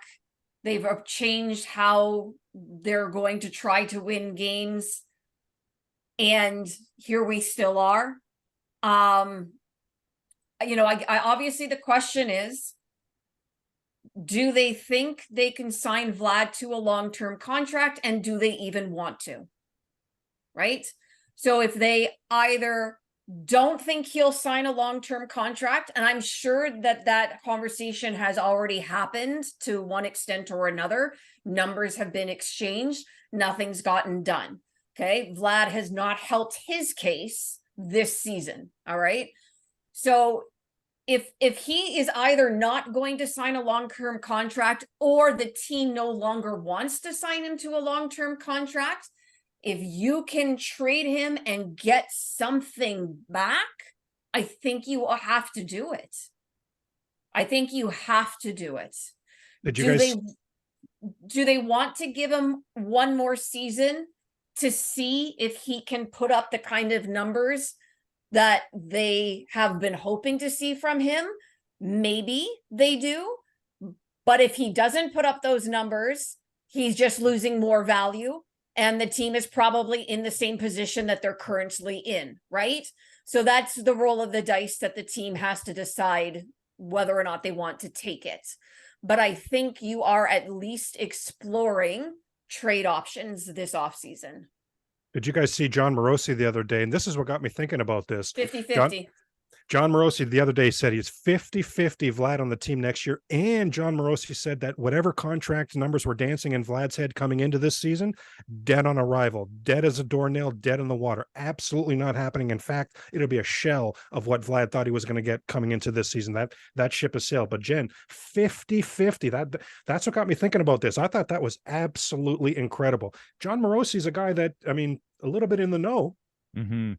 I just think there are certain signs that are pointing in that direction, right? The fact that they haven't gotten a long-term deal done. Good point. The fact that Vlad, and we're just projecting by what we're seeing on TV, but the fact that Vlad hasn't particularly looked happy or comfortable all season long, right? Maybe things are coming to a head, and maybe it is in both parties' best interest. Like, it's really hard to know. But if he's not going to be part of your long-term plans, whether that's his decision or your decision, then you absolutely have to look at getting back maximum value. Joel, when you look at this front office, I know there's lots of things you can say about it, but I'm kind of feeling pretty lucky. I'm kind of feeling pretty lucky right now that Vlad is not a Toronto Blue Jay for the next 12 years and $350 million. Is there some credit to be given in that approach with this lack of willingness, it seems, from this front office to dole out a long-term contract? What a And great point. do you think this organization has it in them to, let's say, extend Bo and do it over a big year, extended period of time? Let's say 10 years. Do they have a 10-year, $300 million contract in them? I think to play on to Craig's point, like I'll just build on it, make point B to his. I believe that the moment that you make the decision that you're going to get rid of Vlad, you have to be willing to make the decision to say, Bo, what do I have to put on this contract to make sure you're here for 12 years? Right. Great point. Because imagine losing both. Yeah. Yeah. If you have to understand what decision you're making for the return that you want.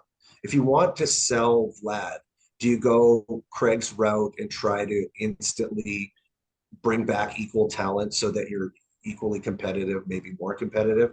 Or do you see Bo going out the door 2 years later and say, we need to shop both of these guys for youth?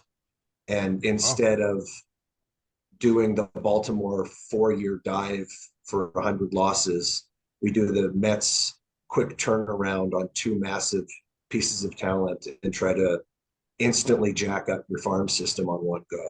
Like, what are you going to do? Are you going to go halfway? If you're going to go halfway, you got to be ready to lock up Bo, because you can't be bringing in talent for the now when you're going to lose Bo, 2 years from now, and then you are in that situation potentially where you are not competitive for a big chunk of time. So do you want that to happen? Do you go for the next 2 years, or do you feel like you can quickly turn around with Bo as your captain and try to build the team around him, using such a good point. That's such a good point. Jen, do you think this ownership group has it in them to lock up Bo? If he's prepared to. Obviously, I was just about to say that, right? Yeah. I've never thought that he would sign the long-term contract here, simply because I think he's a bet on himself type of guy and will want to see what free agency has to offer him. Doesn't mean he won't then sign with the Blue Jays, right? Mm-hmm. But I think his pedigree is such that he will want to see. He'll go the Aaron Judge route. Right. What all 30 teams have to offer, and then choose not necessarily the most money, but choose the best fit for him. Mm-hmm. Right? Because why wouldn't you? Which hopefully includes somewhere that lets him have long hair. Right? Like, so do I think the front office has the willingness to offer him a big contract? Probably, especially given what he's done, how consistent he's been. But do I think he'll accept it? That I think is very questionable. My answer is no, that he wouldn't.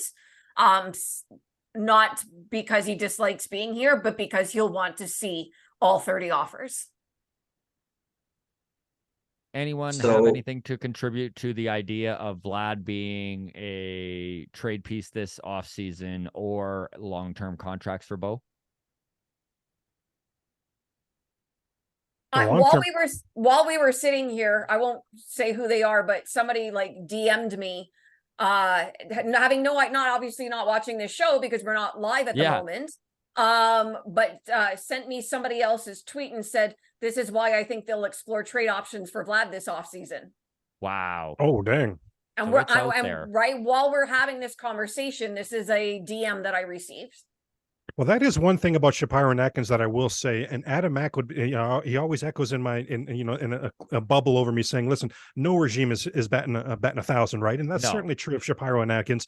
I'm a bigger fan of Shapiro and I Atkins love the than way a you lot. worded that. Yeah, And well, that that was certainly Adam holds Mack. water for this regime. Yeah, well, yeah, very true. But of any regime, right? And I'm probably a bigger fan of Shapiro and Atkins than a lot of people are. This season has taken such a toll on me. But I'll say this in the pros and cons column, one of the pros, I've said this on the Walk Off podcast for years now. Shapiro and Atkins, they know the landscape of baseball as well as any regime. There's no stone unturned. They kick tires. If player A became available, surprisingly, out of nowhere, 29 other teams, 28 other teams, the Jays and the team that has him would be scrambling to figure out, oh, what's that contract situation? What would they cost? What would they be the Shapiro and Atkins will know it off the top of their head. So if there are these blockbusters out there, for Vlad or for any, that's when you're actually happy to see the nerd running in with the binder being like, exactly Mr. correct. Atkins, I've got your binder. Exactly correct. Yes, exactly correct. Who's the guy in Moneyball? The Jonah Hill. I guess Jonah Hill's not a good example these days. He's sort of exposed himself. But anyway, but you know what I mean. To your point, yeah, the analytics people coming at that point. Yes, indeed. Yes, indeed. So I will give Shapiro and Atkins credit there. Okay, let's go to you, Joel, with your topic. What do you got for us today, buddy? Joel's topic is the strike, right? The writer's strike. I want to talk about that. That's very similar, Craig, to the baseball one where it feels like it's gonna go to Christmas and then linger into January, and then you miss an entire season of film. I think it's gonna be pretty bad. So yeah, I don't want that to be my topic. My topic was it was off today's game. We kind of suddenly touched on it. I just wanted to play on it a little bit more. Was that when Vladdy did that pimp job on that double, it really echoed the Javi Baez pimp job that he did for the Tigers against the Blue Jays. And that was in Toronto, and that was a situation where their big star money player, who is a veteran, did that exact same situation, and AJ Hinch benched him instantly. Instantly. Pulled him from Great the point. game. Good point, Joel. So I just kind of want to does that play to Schneider? Does that play to this kind of enhanced value of Vladdy? I think that we were talking about, that he's almost irreproachable. He's such a fixture that you like, oh, you couldn't do that to him. He just thought he got it out in Colorado or some situation like that. But like, if you're seeing different organizations and different managers approach that situation with a star player, not that Javi's playing like a star, but he's being paid like a star, does that kind of tell you that the managerial system is drastically different really than the rest of the approach in Major League Baseball? Well, Joel, here's the thing. Is it not John Schneider who's told us from day one that this team would be buttoned up? Is it not John Schneider who told us from day one that we would be thrilled with the little things? Where's the home run jacket? That wasn't conducive to winning. That's out. We will be doing the little things properly. I've not seen a Toronto Blue Jay team that does the little things worse than the 2023 Toronto Blue Jays. If I hear attention to detail one more time. Oh my gosh.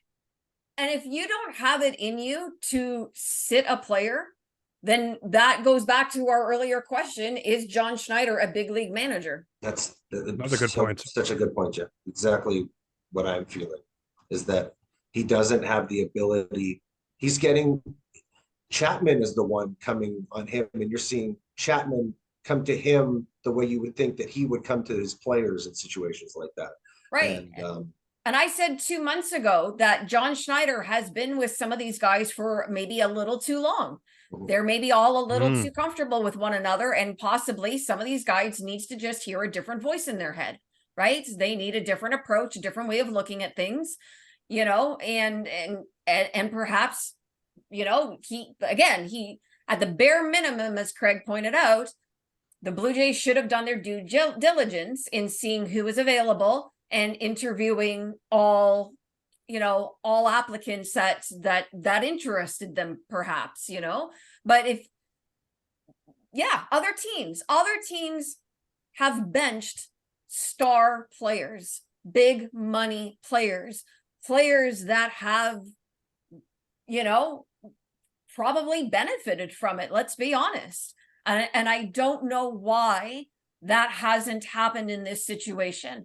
I said it a couple of weeks ago. Vlad had a terrible at bat, not the first, not the last. And I tweeted, sit him IDGAF, right? And the number of people that just absolutely put me on blast for that. But we've seen no changes. We've seen nothing. Like, if other teams can do it to superstar players, I just don't see why it's not being done in this situation. I think it sends a message. And when you like legitimate question here, gang, legitimate question. Do you think Kevin Cash would let this happen? Like, is there any Kevin Cash world where- sat Wander Franco. Kevin Cash sat Wander Instantly. Franco before this crap with Wander Franco, like when he was actually Instantly. a legit. Yeah, exactly correct. Exactly correct. Yeah. For 2 games, I believe it was. I believe it was being for 2 a bad games. teammate? yeah. Well, do you think that Schneider is able to make that decision in the moment like question. that? Right? Is Schneider, or is that a phone call that he has to make to somebody up in the front office to say, am I allowed to sit him right now? Honestly, that's a good question. If lineup decisions are in the manager's hands, which they're supposed to be, right? Then John Schneider should just do it. If he has that in himself, he should just do it and deal with the fallout later. Exactly. And you know what? I'll say this. A great point, Jen. I think he does have that authority to comment. I'll say this because Don Mattingly would not have signed up. Remember, Don Mattingly went out of his way to join this coaching staff. He was not joining a coaching staff to be somebody's yes man. So I very much think. Do you guys remember Cliff Johnson? This is back in the day, Toronto Blue Jays.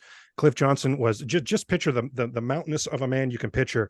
And in '85, Bobby Cox, who now picture the smallest person you can imagine, Cliff Johnson wasn't hustling, wasn't being a good teammate, and Bobby Cox in the dugout grabbed him put him up against the wall and told him, if you cost me this championship, I will tear you limb from this is 5'5" against 7'5", like and Cliff Johnson 7'5" both ways. He was just massive.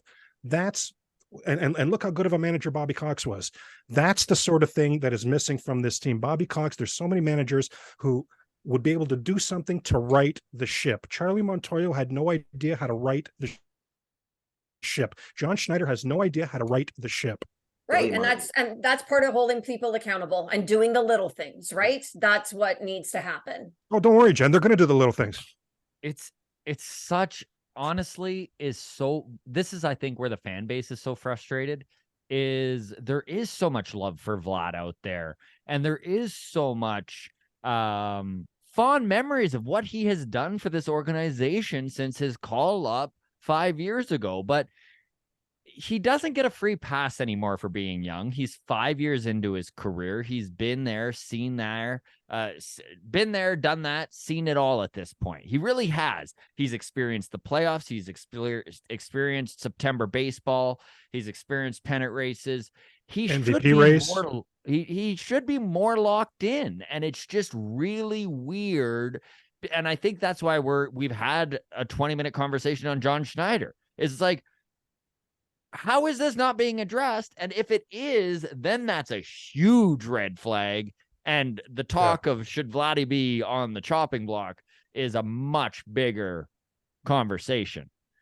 I get everyone, like, this is what's really weird about talking about Vlad, is like, there's either one side that is like literally like, burn him at the stake, let's publicly flog him, let's get him out of town. And then there's another side that is like, you can't say that about Vlad. I want to hear nothing bad about him. And I don't feel either of those things. Like, my biggest thing with Vlad is like, what is wrong with him? How can we fix it? And is nobody trying to? Like, obviously they're trying to fix it. Like, I'm not completely, ridiculous. Like, obviously this has been the main focus of the coaching staff all year, is to get Vlad right. It's just, he's not anymore. Like, let's be serious. He's not any more right as we speak about this right now than he was May 1st when we were bringing this up. Well, neither is Alek Manoah. So are we starting to see organizational flaws here? I 100% think how the Manoah thing was handled was not the right way to handle things. Sending him to Florida, fine. When they called him up when they did, I thought that was far too soon, regardless of team need. I didn't think it was in Manoah's best interest. And then the way things have played out from there has just been so utterly bizarre that you really do wonder. And I'm sure there's something that we're not privy to, and that's fine, right? Something that has, but it's just all so bizarre. Vladdy being off all season is so bizarre. With no consequences, Jen. No, I know. Alek Manoah took that demotion kicking and screaming. So it's not like the Blue Jays are afraid to do things that a player's not going to like. Alek Manoah would have been screaming bloody murder to not be part of this team anymore. So it's not like they're not doing any sort of disciplinary things or trying to turn Vlad around that way because they're afraid of that. They've set precedents already in this organization that they're not afraid of things like this. The whole conversation of Vlad, I tell you, in the back of my mind, I keep coming back to, guys, is there some sort of injury that's just not being disclosed? I mean, I don't know, because it's just so unrecognizable. More questions. From who I thought this player was going to be. Guerrero Jr. talk does is create more questions. It's like, geez, right? Know. Oh, geez. Anything else to add on this, gang? I've got a question for Kami. Kami, don't we have the same? Isn't that the same Vlad that you've got in your background too? Yeah. All right. Good one, bud. Good one. See, we love Vlad. We love Bobblehead Vlad. Bros. We just want him to be his potential. Okay, Jen, we will go to you here. What topic do you have for us today? If you look at this roster, okay, and so including obviously guys that are on the IL, okay, if you look at this roster, whether the player was acquired by trade or was signed in free agency, whatever, if there was one move that you could undo, which one would it be? See, Jen always brings the fire topics. Ooh, I like this one. I'm Moreno. I'm for sure Moreno for Dalton Varsho. And by the way, just as a quick side note here, see how we don't lambaste Dalton Varsho, who's having the worst hitting season I've ever seen from anybody ever. He hustles and he plays defense. That's the difference with him not producing at the plate and Vladdy not producing at the plate, by the way, just as a side note. But for me, it's that Gabriel Moreno trade for sure. He's already developing right before our eyes. He's going to be amazing. For me, it's that one. For Joel, it's Teoscar. Should we just answer for Joel? It's Teoscar. Yeah, it's definitely sacrificing corner outfield offensive pop for an overblown belief that defense is gonna do more than a 3-run homer. So yeah, I don't know. That would be seeing Teo carry right now along with Rodriguez is I'm missing that. I'm wondering if that type of bat behind Vladdy isn't also a reason why he's struggling this year, that he doesn't have that dependable RBI guy, which I feel is one of the big misunderstandings with the analytics this year is that they all, if you look at OPS, it all stacks up the same, and you just have to gather that number as high as you possibly can. That's not the case. Guys hit differently, and realizing that when you remove guys who could consistently handle pretty much all kinds of pitching, so that that hitting depth is something I'm surely lacking and missing. And to your point, Joel, because you called us right from day one, you didn't like that Teo move. There's a few moves you didn't like from day one, but not only, and you were talking earlier about how hot Teo is lately, Joel. Let's add, by the way, that's for a team that sold at the deadline. That was for a team whose management left them for dead. And Teo and Julio Rodriguez have picked these guys up by the bootstrap, what we've been asking our stars to do, and they've been producing, to your point, Joel. So if there's one move I get to undo, I'm going back to the trade deadline in 2022. And I am nixing that Mitch White trade where they moved Nick Frazo out of their system, who is now, by the way, a top 20 prospect in the top 100 list for the Los Angeles Dodgers. Oh, for the Dodgers. Okay. Yeah, he is ranked above Ricky Tiedemann currently. And I mean, he had Tommy John surgery. Wow. Yeah, he had Tommy John surgery at 21 years old with the Jays and came back. He throws 100, 101. Profiles really nicely as at least a long man high end reliever, but I mean they're trying to push him into a starter. He's starting at AAA currently for the Dodgers, and of course that system is going to develop him into something. It's not just losing Frazo. Prospects are prospects, and who knows, he still might not work out. It's not the prospect. It's that there was a real need at that deadline, and the management just refused to go out and get the actual guy they needed, a legitimate pitcher that could help that team in the playoffs. Instead, they went what they thought was a cheaper route, and now it's biting them in the butt. And this is just something that this front office has done for 2 years in a row now, which is really disappoint me at the trade deadline when there's obvious needs. And we're in a window of contention here that I know they keep acting like it's not in existence, but my God, if you can't look at this team and go 2025 and there might be some real retooling that happens. And I'm not saying it necessarily will mean that they're bottom feeders again, but there's a timeline here, right? Yeah. The core's together for only a certain amount of time. So to go out and cheap out on Mitch White and then wind up at biting you in the butt anyways, and then the next year be so apparent we need a middle of the order bat and not be prepared to go out and overpay for it, which who knows, maybe the price was so astronomical that I would be walking these words back if I actually knew what was going on. I'm aware there weren't a lot of bats available. I know that there were no big hitters added to anybody at the deadline. It's just frustrating to watch apparent needs not being addressed, and even more upsetting to lose a top prospect that you didn't need to lose for a guy that didn't help in any way. So a lot of this is with the benefit of hindsight. So I'm going to toss, right? Which is why I love this question, Jen. So I'm going to toss this out there with the benefit of hindsight. Are any of you undoing the deals for either Springer or Ryu? Oh my God, Jen bringing the absolute fire. My gosh. Ryu, no, definitely not Ryu. And I say that because remember now, that changed everything. That changed perception. Remember, Scott Boras went years without even talking to the Toronto Blue Jays. The blue and flu. when they signed Ryu, what's that? The blue flu. The blue flu. I yeah. forgot he had a name. I forgot, Scott. I forgot that. Good, great call. Yes, exactly right. Exactly correct. And when they signed Ryu, Scott Boras held a freaking press conference to say, thank you, Rogers. Look, hey, everybody, look who just showed up. Rogers is here. The number one, the richest company ever is spending some money. Congratulations, Toronto Blue Jay, your fans. You need to be excited about this. I love that call about Springer, though, man. It's so interesting. He's been really good lately. But that is George Springer. This will be his third season as a Toronto Blue Jay.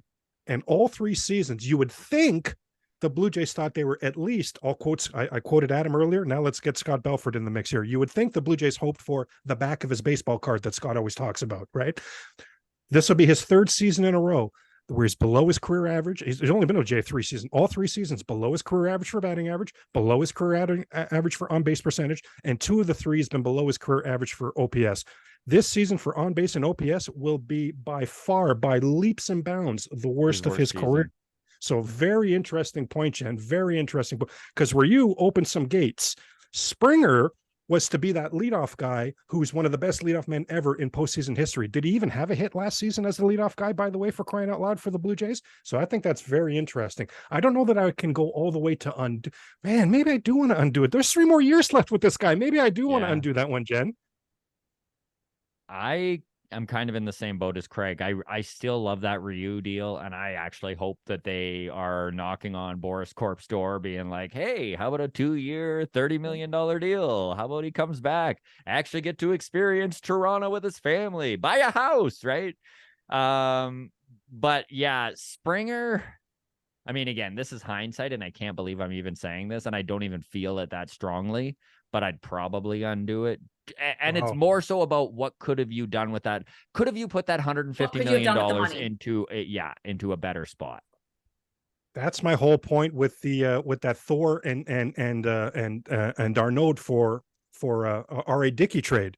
Darnold should have been our catcher still to this day. Then you wouldn't have having to give him that 150, whatever it was, $1 million contract to Russell Martin. Now you can re-up with Jose Bautista. Now you can re-up with Edwin Encarnacion. Everybody had to let walk. Same idea. How would you have reallocated that money? Because Rodgers wasn't just going to sit on that money as savings.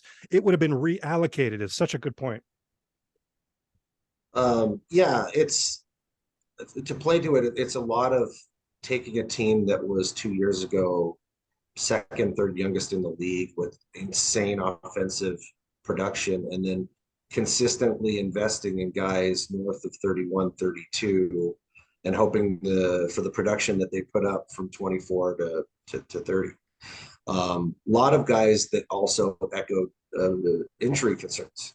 So, not only was George Springer, kind of an interesting guy to grab, he's not only coming off of, the cheating scandal, which wasn't a thing of him. He was a talented guy. It wasn't really an effect on thing. But he was always a guy who you looked at, could he play 150 games? We needed a center fielder to play 150 games. And we got to the point where we had to shift him over. And then the two guys that we moved out of town end up putting up more offensive production than he did this year. And we're paying him 2-3 times more. So it's a really sticky situation. And then, to look at the team and to realize that we're a lot older now, and a lot of those pieces are on 1-year deals. And you realize that money, in a lot of those cases, could have been held on to and just allocated at the proper time to players that were, definitely, less injury prone, or at that age where decline was surely around the corner. So, yeah. Great question, Jen. I love that question. And that's all hindsight, obviously. Like, I'm still so happy they signed George Springer. But yeah, that is a really good question about like where you could have put that money to up the production that George just hasn't really provided like maybe most of us thought he would. Okay, let's end on this. My topic is about the injuries and just the fact that Danny Jansen now on the IL. Matt Chapman had a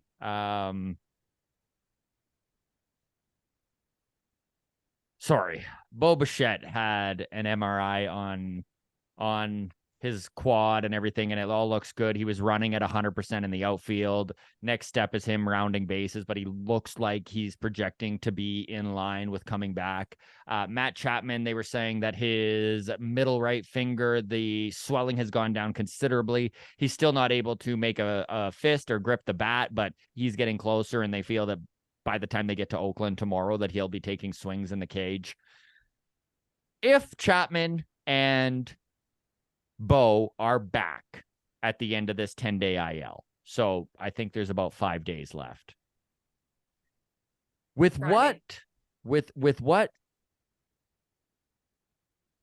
Davis Schneider has done, I'm not saying Ernie Clement should displace Bo Bichette, but maybe he should be finding his way into third base here and there. Do you think there's any way that these Buffalo guys, they just lose their spot, I'm guessing, when the regulars come back? Like, is there any way where you can see them still trying to massage Davis Schneider into the lineup every day? He definitely has earned that attempt by the front office, but John Schneider has shown time and time again he kind of has loyalty to his old dogs, right? To the guys who brought him there. Do you see a scenario where Davis Schneider is not an everyday player by the time these regulars come back? Let me just say, first of all, Jen had the tweet of the season when whoever tweeted out, oh boy, Matt Chapman said his middle his middle finger on his right hand is so sore, and Jen was just like, join the damn club. Join the damn club. So is mine, from pointing it at you all season. My gosh. Anyway, yeah. But my God, Scott, you just scared the heck out of me there. I hope that's not even on the table. Davis Schneider should be a Toronto Blue Jay going forward at this point, period. Absolutely, period. The production is night and day from Davis Schneider at third base to Matt Chapman at third base. And Matt Chapman is not this defensive stalwart that he was anymore. On a team that where Bo Bichette exists, Somehow Matt Chapman still by far leads the team in errors. So my gosh, as I said earlier, I hope we've seen the last of Matt Chapman. We probably haven't. Probably see some more of him this season. Scott, you just scared the absolute you-know-what out of me there to think that Matt Chapman is coming in and Davis Schneider is going out. I don't want any part of that. Chapman coming in and Santiago Espinal going out, have at it. Somebody taking that bats away from. They had Davis Schneider in a must-win, the game of the season today. They had Davis Schneider hitting fourth. This guy's got to be in there every and again single had day. A double, an RBI scoring double. He had a walk and a really, really good at bat in that ninth inning that led to the winning runs. Right where it was a full count, and he wound up striking out, but saw 9 pitches. Spencer Horwitz comes up, does the same, but takes a walk, and then Whit Merrifield. I mean, my God, you let Whit Merrifield watch a pitcher pitch 20 pitches before he hits up. And this is what the Jays have lacked. And so it's just, I understand the idea of going to your regulars. And again, I know I mentioned Bo. Bo is not a part of this. Yeah, we need Bo back yesterday. Yeah, absolutely, as soon as possible. This is very much more so about Matt Chapman. But Jen, can you see a world where John Schneider maybe shies away from Davis Schneider every single game? I mean, he did. Yeah. After hitting the game-winning home run against Cincinnati, he didn't play for 6 games. Yep, he did. He's done it. And then out of necessity, put Schneider back in the lineup. And oh my God, the dude has not lost anything. He just picks up right from where he left off and hasn't stopped since. I don't see how you can take him out of the lineup. But I don't know what Schneider will do because we've already seen him take him out of the lineup. But where every game, I mean, it must win is not mathematical, right? Must win is more psychological at this point, I suppose. But where every game feels like a must win game, you have to put your best lineup out there. And I think right now that includes Davis Schneider. And you guys are making such a good point, Scotty. You talked about the at-bats. Such a good point. What are we so frustrated about with Vlad? The approaches. Davis Schneider's approaches have been chef's freaking kiss. He himself said he had difficulty with a high fastball. It took him 9 games to adjust to it. Jeez. I mean, Spencer Horwitz today, too. I was so impressed. Like, he's proving why he had a 340 batting average at AAA. I know Buffalo is not Toronto. I know it's a huge jump. But like, it's impressive that he went in there and took that walk with the game on the line like he did today. So, and his first career home run today was one of the epic first career home runs you're ever going to see. It wasn't hey, that might go. It was a good Lord. When is that going to wow. Yeah. Wow. He smashed that pitch. I think at this point you have to take all the, analytics and the expectations that you have and throw them out the window and just use your eyes at this point, because when you watch especially Schneider at the plate, let's go back to the 1960s eye test. It just every single one of his bats, he's the double that he hit yesterday. He battles. He does we're down in that triple that he hit yesterday opposite field. Just like, I don't have to. Which made me laugh so much because when he came on the show. When he came on the show, we were teasing him. We're like, you've accomplished so many first in your major league debut, your first home run, your first double, your first single. It must be really weighing on you not having that first triple literally next day. Yeah. Wow. Just gives you Pedroia vibes, right? So I thought Jen was going to say, I loved when he said the other day that I saw him in an interview talking about he's just looking for his pitch. So, at 2 strikes, I need to protect the plate. Thank you. But until I get to 2 strikes, I'm not willing to play the pitcher's little reindeer games. Vlad, I wish that would rub off on you, Vladimir Guerrero Jr. John Schneider is saying that about Vlad. Vlad needs to wait for his pitch, right? Why is the manager saying that an accomplished hitter or somebody who's supposed to be an accomplished hitter needs to wait for his pitch when this rookie call-up has figured that out all on his own and is the one saying it on his own behalf? Joel, what you said with regards to analytics, there was an article today in MLB Trade Rumors, about Vlad's season, and is it bad luck or is it something else? And, they for instance said, his expected slugging percentage, expected on base percentage are all a lot higher than what his actual numbers are. And I think that that's what the team has been clinging to. And a lot of these stats heads have been clinging to, is that the expected numbers are so much better that if you just keep throwing him out there, surely he'll start hitting to these expected numbers. But it's September freaking 3rd. And we haven't seen it. So, throw the analytics out the window and play the hot hand. And if you just blew Scott's mind, he thought it was September 1st, but yeah, I see what you mean there. Yeah. you can have all the red you want on your Savant page, but if it's a 2-hopper to shortstop every time at 96, it just doesn't matter. Here's why Joel's he's so right on the money with the analytics and what Jen said as well. This is what I always say.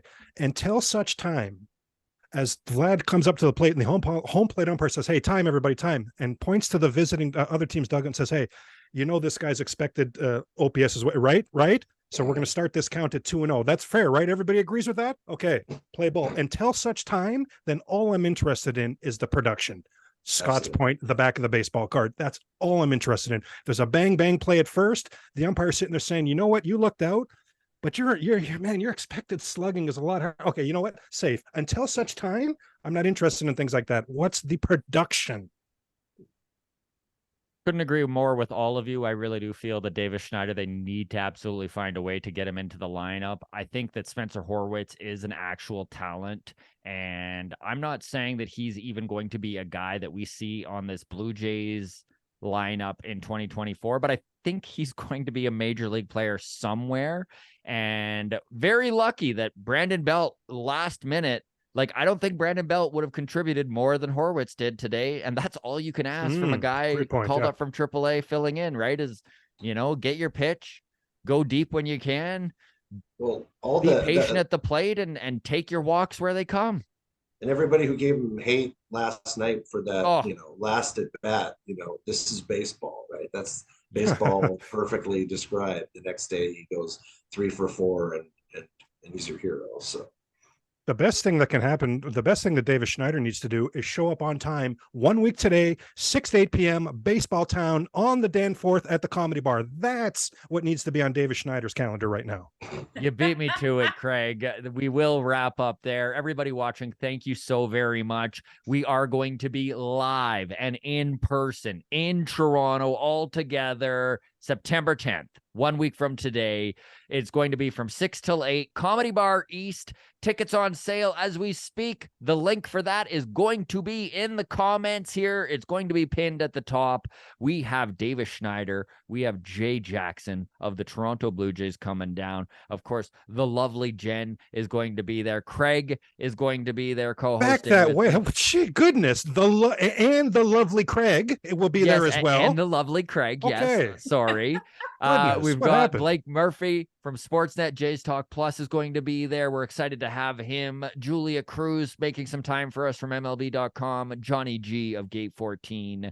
It is going to be a very good time. And we've actually got almost 30 minutes at the back end of the show designed just to go into the crowd and take your questions. We're going to have the whole panel open. So if you want to be a part of this, this is the first time we're going to be live in Toronto.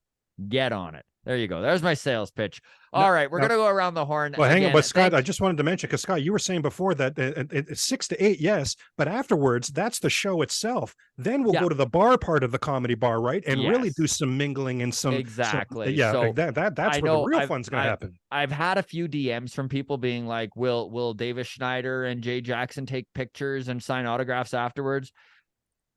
They haven't said they would, but I mean, they have been so ridiculously generous with their time. My guess is there's no way they're not shaking hands and kissing babies afterwards. They're excited about it too, Scott, by the way. They're excited about this too, by the way. Yeah. I was surprised. I'm like, why are these guys so pumped to come hang out with us dummies?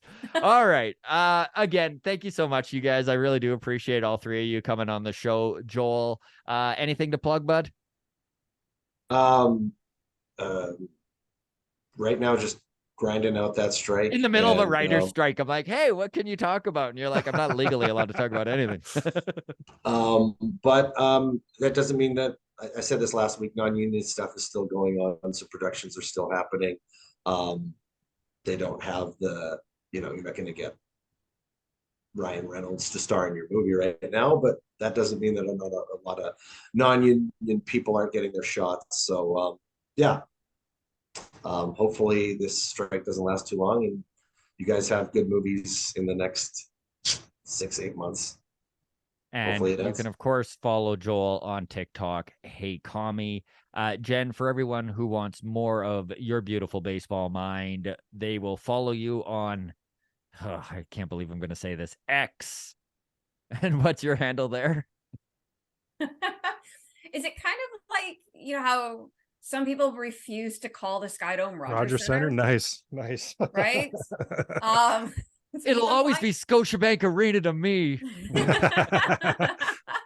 Wow. People can find me at baseball_Jen. And of course, that's Jen with 2 N's. And Craig, Locked On Blue Jays. How's that been going, buddy? Oh, loving it. Absolutely loving it. It's a lot of work, as you can imagine. It's the only daily Blue Jay podcast, so you can imagine there's a lot that goes into it. But when you're a Blue Jay fan like myself, I come down on him, but for me, I pride myself on calling it the way I see it. I firmly believe that I dole out the praise when it's earned, and I firmly believe I'm there with the criticism when it's earned. So that's that's what you'll get on the Locked On Blue Jay podcast.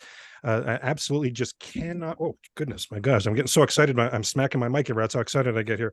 But there's nothing bigger for me right now than Baseball Town. Scott and I are just so. We have such a goal for the fans that you're going to walk away saying, my God, you talk about bang for the buck. That was an epic night. And there's never going to be another opportunity for something this intimate with Blue Jay fans. That's why we're so excited. Scott was saying last week, look at all the Twitter handles that we're going to get to meet in person. Yeah. And this is very cool. This is very cool. Very cool. Not the least of which, by the way, is Baseball Jen. Not the least of which, by the way, is Scott himself. Scott's lovely wife will be in attendance. I mean, are you kidding me right now? Time is running out for Joel. Time is running out for Joel to mention that he's going to come join us, but I'm losing hope on that. But yeah, Locked On Blue Jays. It's a daily podcast. Check it out. We got the YouTube page. It's available wherever you hear your podcast, of course, as well. But absolutely, I cannot recommend it enough. Come and see us on baseball at Baseball Town. Thanks so much, you three, for joining us. All of you watching at home, the grounds crew, we appreciate you. We will see you live. We'll actually be releasing the live podcast on Monday, so you will get to check it out if you're in other parts of the country. And if you're in Toronto, just come to the show. Just come. All right, everybody. Can they get tickets at the door, by the way, Scott? If it's a last-minute thing and their plans open up, can they get tickets at the door? They can, but please just get tickets in advance so I'm not panicking about it. But yes, you can absolutely get tickets at the door. Cheers, everyone.